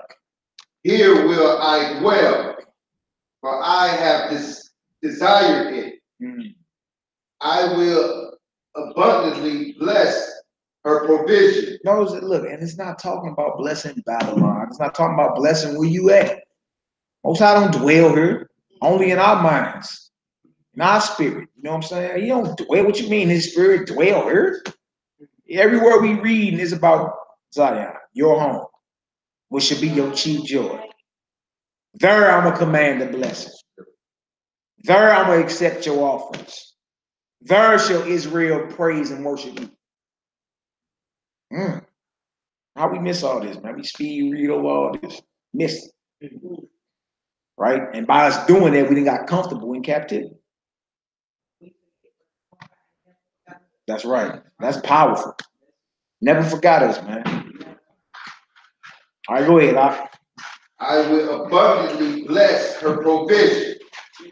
I will satisfy her poor with bread. Wow. I will also clothe her priest with salvation. Dang. Hold on. Her priest, we got salvation, and we got a specific location he's talking about. The priest ain't being clothed with salvation here in America, even though you may be a Levite or a priest or even a Melchizedek priest. Right? He talking about in the spot. Yeah, pedophilia. Yeah. Yeah. Especially all these Catholic priests. All right, go ahead, Doc. I will also clothe her priests with salvation, and her saints shall shout aloud for joy. There will I make the horn of David to bud. There, location, right? There. I have ordained a lamp for my anointing. Who know the Hebrew word for anointing? It's the Hebrew word for anointing. Mashiach, Messiah. There. Y'all see that? There. He said, I have ordained a lamp or a candle for my Messiah, my anointed. You dig? That's where Yahweh Shah, the Messiah or salvation is coming to. He coming home too. Oh wait. Dang, really? Really? All right, go ahead, Doc. And you know what that is. Oof. Oof. Verse 17 again. There will I make the horn of David to bud. I have ordained a lamp for my anointing. His enemies will I clothe with shame, but upon himself shall his crown flourish. Real thing this, huh? Real thing this. All right, Zechariah, let's do Zechariah 8. We got a few in Zechariah. We'll get about it, y'all. Zechariah 8. Zechariah 8, let's read 1 through 8. And then we're going to jump down. Zechariah 8, let's read 1 through 8. Jerusalem is the mother of us all. It's our mother. And again, y'all read that second Ezra 10. I'll probably go over some of that tomorrow for the class or whatever. You know what I'm saying? And that's the spirit the Most High doesn't have his own. You know, raise awareness about home. The Israelites, there's millions of Israelites scattered every hemisphere, north, east, south, and west, every direction. You know what I'm saying? We need to be talking about home more than anything, especially if we know this place is going up in smoke. Martin Luther King knew the place was on fire 51 years ago. Right before he died, he said, I integrated my people into a burning house. That's MLK. You live in a land that killed Nobel Peace Prize winners. I heard them quote that. They quote that saying where little white boys and little black girls go, oh man, that's all they quote. They don't quote him when he's saying nothing real. They just keep quoting that for one. Exactly. You know what I'm saying? But he said it after he understood what it was. By the time it was too late. Yeah. Not for the real people that they were. And back to that sabotage, that court session. Going back and forth. The guy was asking, he was like, so basically he was playing having no threat. You know, like he's no around no criminals, he's having no criminal. But then you thinking like what they were scared of because this guy bringing them together. That's right. Not only bring them together, lead them home. Yeah. That's what they feared. None of our leaders have pointed us home. But MLK was trying to say something. Yeah. You feel me? And that's why I read, because look, years past, we always blasted. Which I, of course, certain things, bro, you trip. You did. But when you trip off certain stuff he said, knowing he was going to take a bullet, that was blew his top off. And he still said, and he still stood up and said some stuff, bro, that these so-called Israelites wouldn't even say today. You feel me? For a man to know he had his final hour and say, look, man, I done been to the mountaintop. I done seen the promised land. I might not get there with you, but we as a people gonna get there together. He was murdered less than 24 hours after that. You understand? Yeah, no doubt. That's what I'm saying. It's like we've been kind of we've been banging on him years past. You understand? Because you go into his past and you know all this extra stuff, but then you trip off how he was willing to stand toward the end. You understand? Like the end of a thing is better than the beginning of it. Huh? You did? And even though, had it been one of us, we'd have been like more like straightforward with it. But you can't knock. You talking about 51 years ago, huh? Because you wouldn't have been straightforward. Come on, I'm just saying, like you wouldn't have been the man for the job. I'm just saying, like I'm saying, like we shouldn't be dogging him the way, especially when men ain't even standing up today like that. Like he said some stuff got him killed. You did, and like you say in that video we shared, they wasn't after they killed him. They was like, "So what you saying? Like, was he a threat? Like was he was he promoting violence?" They was like, "No." Then what's the problem? Why did y'all what was the whole conspiracy behind taking him down? They feared his organizational skills. They feared how he could talk, and they feared how influential he was. He could gather people. He did, blew his top off. Yeah, and he was a Nobel Peace Prize winner. This is where you stay. That's the reality of where you at. They killed Nobel Peace Prize winners. Blew his top off. And the man never committed violence. Wow. Had me rethinking. You feel me? Then, he said, look, after I integrated my people into a burning house. 51 years ago. So if the house was on fire that long ago, what is it now? Yeah. Real talk. Who got that Zechariah 8? Got it out. Zechariah 8, verse 1. Again, the word of the Most High of hosts came to me, saying, thus said Yahuwah of hosts, I was jealous for Zion, great jealous. I was jealous of her with great fear. Dang. Thus said Yahuwah, thus said the Most High Yah, I am returned to Zion, and I will dwell in the midst of Jerusalem. And Jerusalem shall be called the city of truth, and the mountain of the Most High hosts. Y'all see that? Do y'all see that? The whole thing is, the end game is, that's where the Most High presence gonna be. That's where his people gonna be. You understand? And that's where the blessing gonna be commanded from. Right? And the same, look, thrones of judgment gonna be there. The saints are gonna judge the world. Right? That's headquarters. That's where we're gonna get all our, our hit to conquer, and it's going forth from there. Right there. It's time to raise international awareness about your home. Jerusalem coming down, right? Yeah, kind of. Let our kingdom come, like let our will be done on earth as it is in heaven. Hallelujah. So we'll be praying for it. Yeah, and trip up this. That's coming down where Jerusalem is at now. That's what I'm saying. It ain't coming down here in America. It's coming down where the very spot that's home. So either way, if you look at it like, some people be like, man, I'm just waiting on New Jerusalem. I understand. But New Jerusalem is going to be where Jerusalem is at now. You got them certain machines working, boy, I turned up right to where they create seeds in the sky, bro. Yeah, I seen that. I seen that. But they look, ain't nothing stopping this. No. You see? But the whole point is, we talking about this location will be the spot where the kingdom of heaven will be at. You see? So why we need to raise awareness about that. You understand?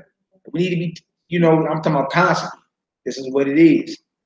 Right? And as the Most High start turning up plagues and start turning up the heat on these heathens, hey, y'all want mercy, y'all better get up out of there. Y'all better put the people back where they belong. That's prophecy. Right? Ships of Tarshish and all that. They should bring your sons and daughters, my sons and daughters, on swift beasts, and And that's after certain of us escape and let them know the judgment that came to Babylon coming here. You better let them go. You better let them go. And you better bring us back as an offering. Right? Or it's going to be more plagues to hit. All right, come on, let's get it. Thus said Yahuwah, the Most High of hosts, there shall yet old men and old women dwell in the streets of Jerusalem. Ooh, do y'all hear that? Huh? Look, our elderly can't be in the streets now here in America. Elderly getting killed too by police. So we talking about us being safe. That's crazy, right? What you gotta say, bro? No, I'm just, yeah, they popping old. Yeah. That little scuffle that they had in the Galleria, what was that, like a year or two? There was a viral image going on around the police there, and somebody's grandmama had hemmed up all up under the escalators. You know what I mean? Yeah, man. Yeah. But see, the Most I say, I'm gonna send the worst of the heathen, right? And they shall not regard the person of the old or young. See, the end game is, guess what? We're gonna be at home safe, and even our elderly gonna be in the streets. Children gonna be playing around. Yeah, man. All right, come on now. Let's say the Most High of hosts, there shall yet old men and old women dwell in the streets of Jerusalem. And every man with his staff in his hand will bury age. Hallelujah. And the streets of the city shall be full of boys and girls playing in the streets. You see, even my nephew right here running around, there gonna be a whole bunch of little jokers. Little short ladies running around playing. That's why I be good. Let them babies run around. They ain't doing nothing but practicing. You dig? For what's to come. You dig? Our elderly gonna be in the streets protected, and our short leggers gonna be in the streets kicking, running around. Yeah, go ahead. Thus said Yahuwah Sabaoth, if it be marvelous in the eyes of the brethren of this people these days, should it also be marvelous in my eyes? Said the Most High of hosts. Thus said Yahuwah of hosts, behold, I will save my people from the east country and from the west country, and I will bring them. They should dwell in the midst of Jerusalem, and they should be my people, and I will be their Elohim in truth and in righteousness. Jump down to verse 20 for me. Read it out. Verse 20. Yeah, in the midst of Jerusalem. That's home, yeah. The Most High of hosts, it shall yet come to pass that there shall come people, and the inhabitants of many cities, and the inhabitants of one city shall go to another, saying, let us go speedily to pray before the Most High, and to see with the Most High of hosts. Let us go. Let us hurry up speedily. Wow. I will go also. Verse 22. Yeah, many people in strong nations shall come to see the Most High of hosts in Jerusalem, and to pray before the Most High. See, again, we back in Jerusalem, right? See, to pray before the Most High, and that's what we on in this hour. Let's plan a trip and go over there and pray before the Most High. You don't know what kind of blessings we can get out. You don't know what kind of spiritual experience we'll witness. I want to go. I ain't gonna lie to you. I actually want to start doing this on the regular.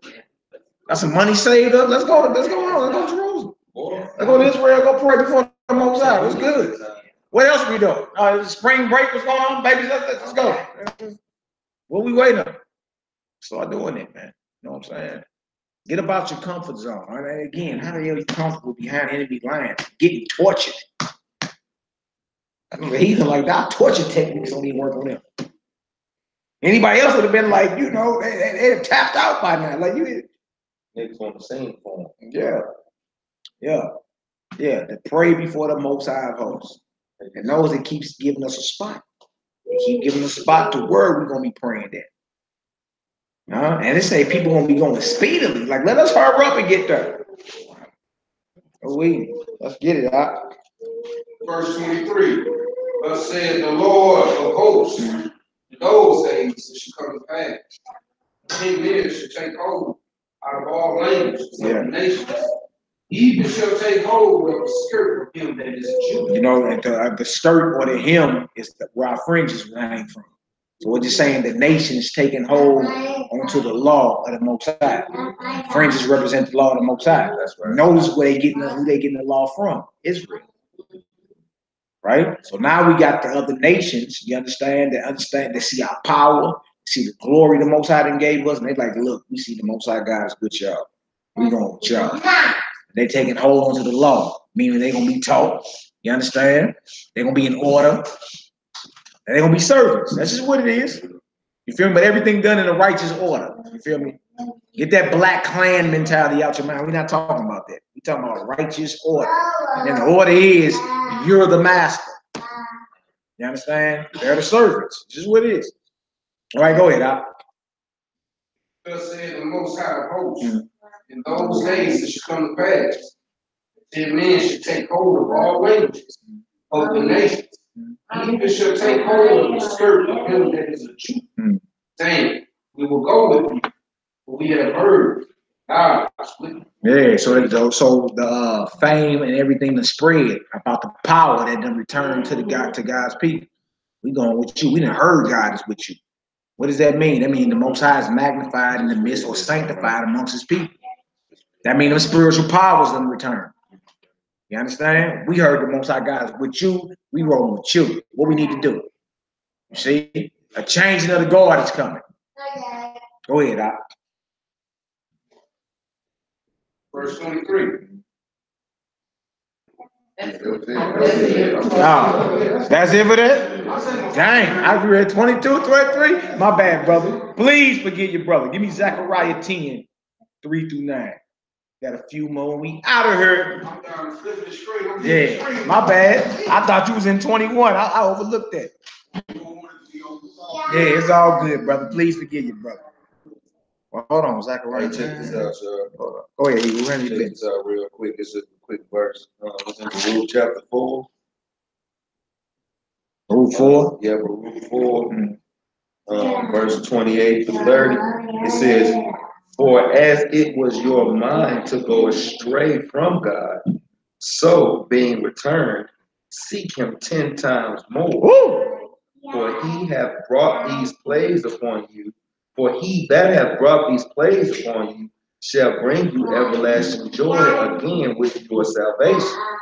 Take a good heart, O Jerusalem, for he that gave thee that name will comfort thee. Hallelujah. That's gangster, bro. That's so gangster. Notice he said it was in your mind to go astray, returning or repenting. Seek the Most High 10 times more. You better go hard coming back to the Most High. You feel me? And you owe that to him. Come on now. You know what I'm saying? You owe that to him. Go 10. Like bro was saying earlier, you know he should be dead right now. A lot of us know that. So when you get down with the Most High, you gotta go 10 times harder. Yeah. All right, Zechariah 10, give me 3 through 9. And I forgot the few verses in chapter 9. Then we about here. Probably gonna pray out the Psalm about Jerusalem.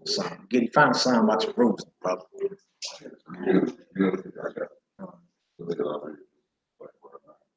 Zechariah chapter 10, verse 3. Mine anger was kindled against the shepherds, and I punished the goats, for Yah of hosts have visited the flock of the house of Judah, and have made them as his goodly horse in the battle. Yeah, you got scriptures that say we his battle axe, right? If you keep reading in Zechariah, we'll go over that probably a little bit tomorrow, but it talk about how Judah gonna fight at Jerusalem. And the wealth of the heathen gonna be gathered around about. Also in Zechariah 12, it says he gonna say the tents of Judah first. See? Especially us, as that's why I've been on the brothers is in the truth, you understand? Because we got a date in Jerusalem. You feel me? And it ain't just to sing hymns. You gonna hold court in Jerusalem. We gonna bang there. On the dock. Yeah, we gonna bang there. Yeah. That made me smile too, bro. Like, oh, really? Ah, yeah, the big payback. That's what I like. Go ahead, get it. Verse 4. Out of him came forth the corn, out of him the nail, out of him the battle bow, out of him every oppressor together. And there shall be a mighty man, which treaded down their enemies. We shall be as mighty men that tread down our enemies.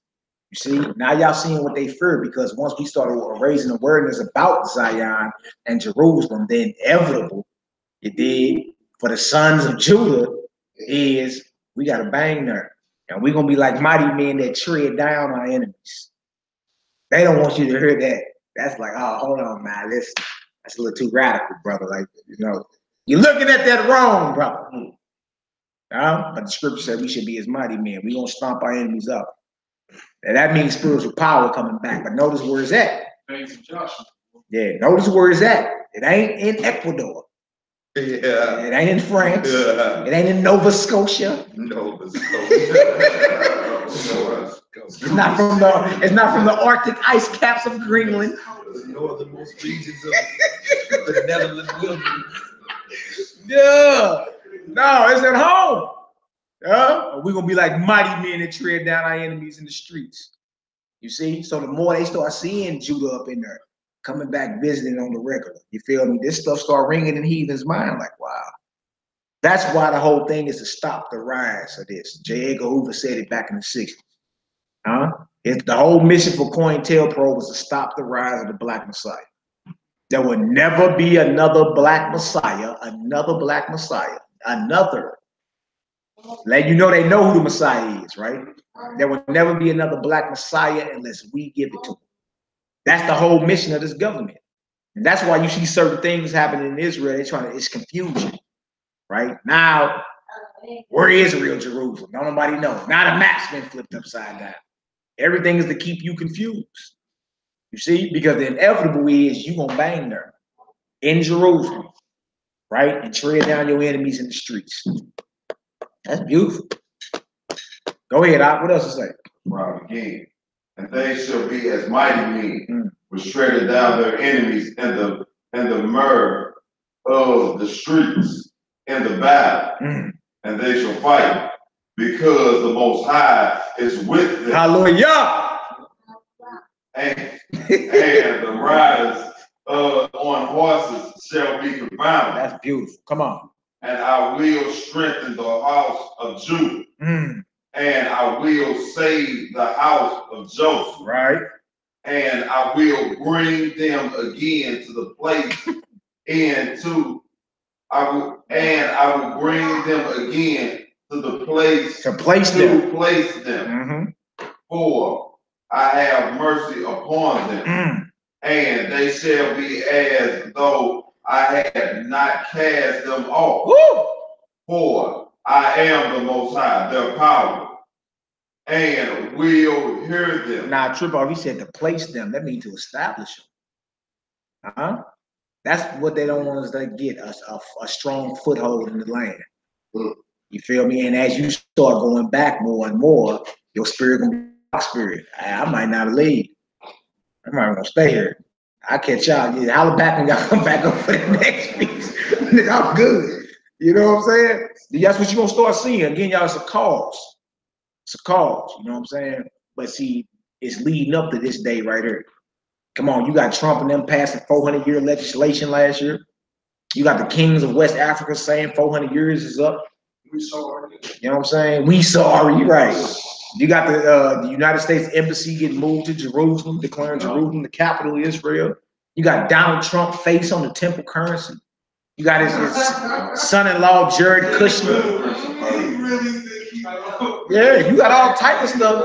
I know, but you got all type of stuff happening while we straight playing. It's all type of stuff happening, bro. And the whole thing is this day right here, you ain't gonna be able to duck. That's what's coming. All right, go ahead. Let's get it. Verse 7. And they of Ephraim shall be like a mighty man, and their hearts shall be rejoiced in as through wine. Yeah, their children shall see it and be glad. Their hearts shall be rejoiced in the Most High. So our short leg is gonna see that and it's gonna get them strength. They gonna be amped like, oh, look what my daddy just did. You feel me? Dang! You feel me? Wow. Go ahead. I will hiss for them and gather them, for I have redeemed them, and they shall increase as they have increased. And I will sow them among the people. Right. And they shall remember me in the far countries. Like right now. Yeah. Right? Go ahead. And they shall live with their children. Powerful. And turn again. Jump back one chapter for me, y'all. A few of them verses in there is verse 12 through 17. Zechariah 9, 12 through 17. They got Psalm 122 on the for the closing psalm. See, that's the spirit. That's the spirit, man. You know, we gotta stop calling things a coincidence and start calling it divine. What's the Hebrew word for coincidence? I don't even know. Nah, it probably ain't one. Look, Yasharel said he ready to fight. Yeah, brothers like, dang, because look, these type of scriptures get your spirit moving. You start saying, dang, all this. Look, all this is part of the gospel. Remember, the scripted Messiah say he ain't come to destroy the law or the prophets, but to what? Fulfill. All this ain't even been fulfilled yet. Just saying something about this has to be fulfilled. Ooh, about our prayers, like we all took a group trip to the Holy Land, how our prayers have, you know what I'm saying, like intensified. Yeah. Just the word where you get this verse, what's this verse 10 and 11. It says, in the holy tabernacle I served before him, so I was established in Zion. Likewise, in the beloved city, he gave me rest, and in Jerusalem was my power. Was my who? My power. What verse is that, boy? Verse 11. What chapter? 24. Oh, Sirach. Yes, sir. Sirach 24, 11. That got past me, well, that's what I need to write down. Where my pen at? Jerusalem was my power. That got past me. Jerusalem, my power. TTR, you hear that? Right. You write that down. Go ahead, bro. 12, 10, 11. That was it. Yeah, I just want to touch that. Write that I saw that Jerusalem, my power. He's write that down in my notebook, brother. Sirach 24, 10, 11. Is that the place where it's like prayer goes? Yes, sir. Jerusalem was my power. 10 through 11. Hallelujah, man. All right, you got the Zechariah 9, Hebrew? Chapter 9, verse 12. Yeah, 12 through 17, and we ended with Psalm 122 for the closing prayer. Hallelujah. Zechariah chapter 9, verse 12. Turn you to the stronghold, ye prisoners of hope. Right. Even today do I declare that I will redeem double unto thee. When I have bent Judah for me, filled the bow with eagle, and raised up thy sons, O Zion, against thy sons, O Greece. Ooh. And made thee as the sword of a mighty man. You heard that? And look, some of that somewhat took place during the time of the Maccabees. You dig? But we all know prophecy is twofold. Huh? Yeah. Well, we call it hoax smash today. Most I say, I'm gonna raise up your sons against they sons. Come on now, what else to say? 14. And the Most High shall be seen over them, and his arrow shall go forth as the lightning, and the Most High power shall blow the trumpet, and shall go with whirlwinds of the south. Hallelujah. The Most High host shall defend them, and they shall devour. Devour. Most High gonna defend us, and we're gonna be devoured. It ain't gonna be no fair. It ain't gonna be no close fight. Go ahead. Go ahead. Go ahead. Go ahead, bro.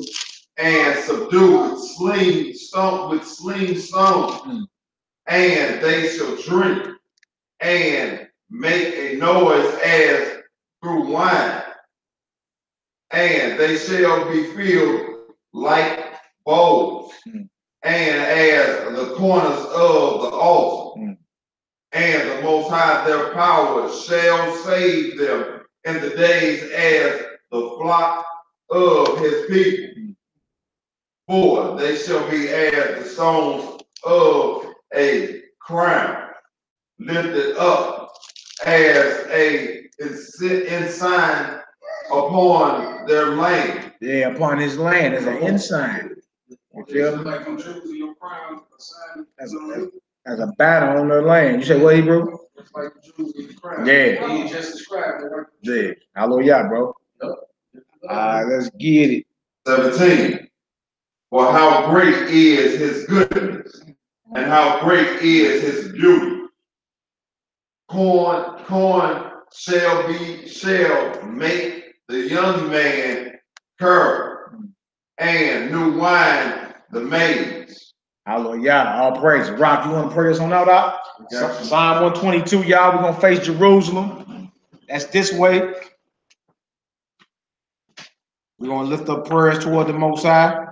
We're going to face the holy city, where he got his mind and his eyes at constantly. And, you know, may your dreams and your prayers be pleasant tonight. All praise. There's plenty of food here. Psalms 122 by the Most High's permission. Hallelujah. Good. All right. I was glad when they said unto me, let us go into the house of the Lord. Our feet shall stand within thy gates, O Jerusalem. Jerusalem is built as a city that is compacted together. That's right. Whither the tribes go up, the tribes of the Lord, unto the testimony of Israel, to give thanks unto the name of the Lord. For there are set thrones of judgment, the thrones of the house of David. Pray for the peace of Jerusalem. They shall prosper the love that love thee. Peace be with the walls, and prosperity within thy palaces. For my brethren and companions' sakes, I will now say, peace be within thee. Because of the house of the Lord our God, I will seek thy good. Hallelujah! Say God! Yo! All praise, glory, and honor. Excellent chop session, my brothers and sisters. All praise, glory, and honor. All right, y'all, we about to clock on out. I pray y'all have a beautiful rest of your Shabbat. Thank y'all for y'all prayers and y'all support. Right on for coming out. You said what? Y'all some more food back there too. I mean, y'all take some with you. Sister Tasha be coming through with them, like she catering or something. It's going down this day. All right, y'all. So we up out of here. May the Most High bless y'all, increase you, cause His face to shine upon you. Everybody say Shabbat Shalom. All praise and glory and honor. We up out of here. Shalom.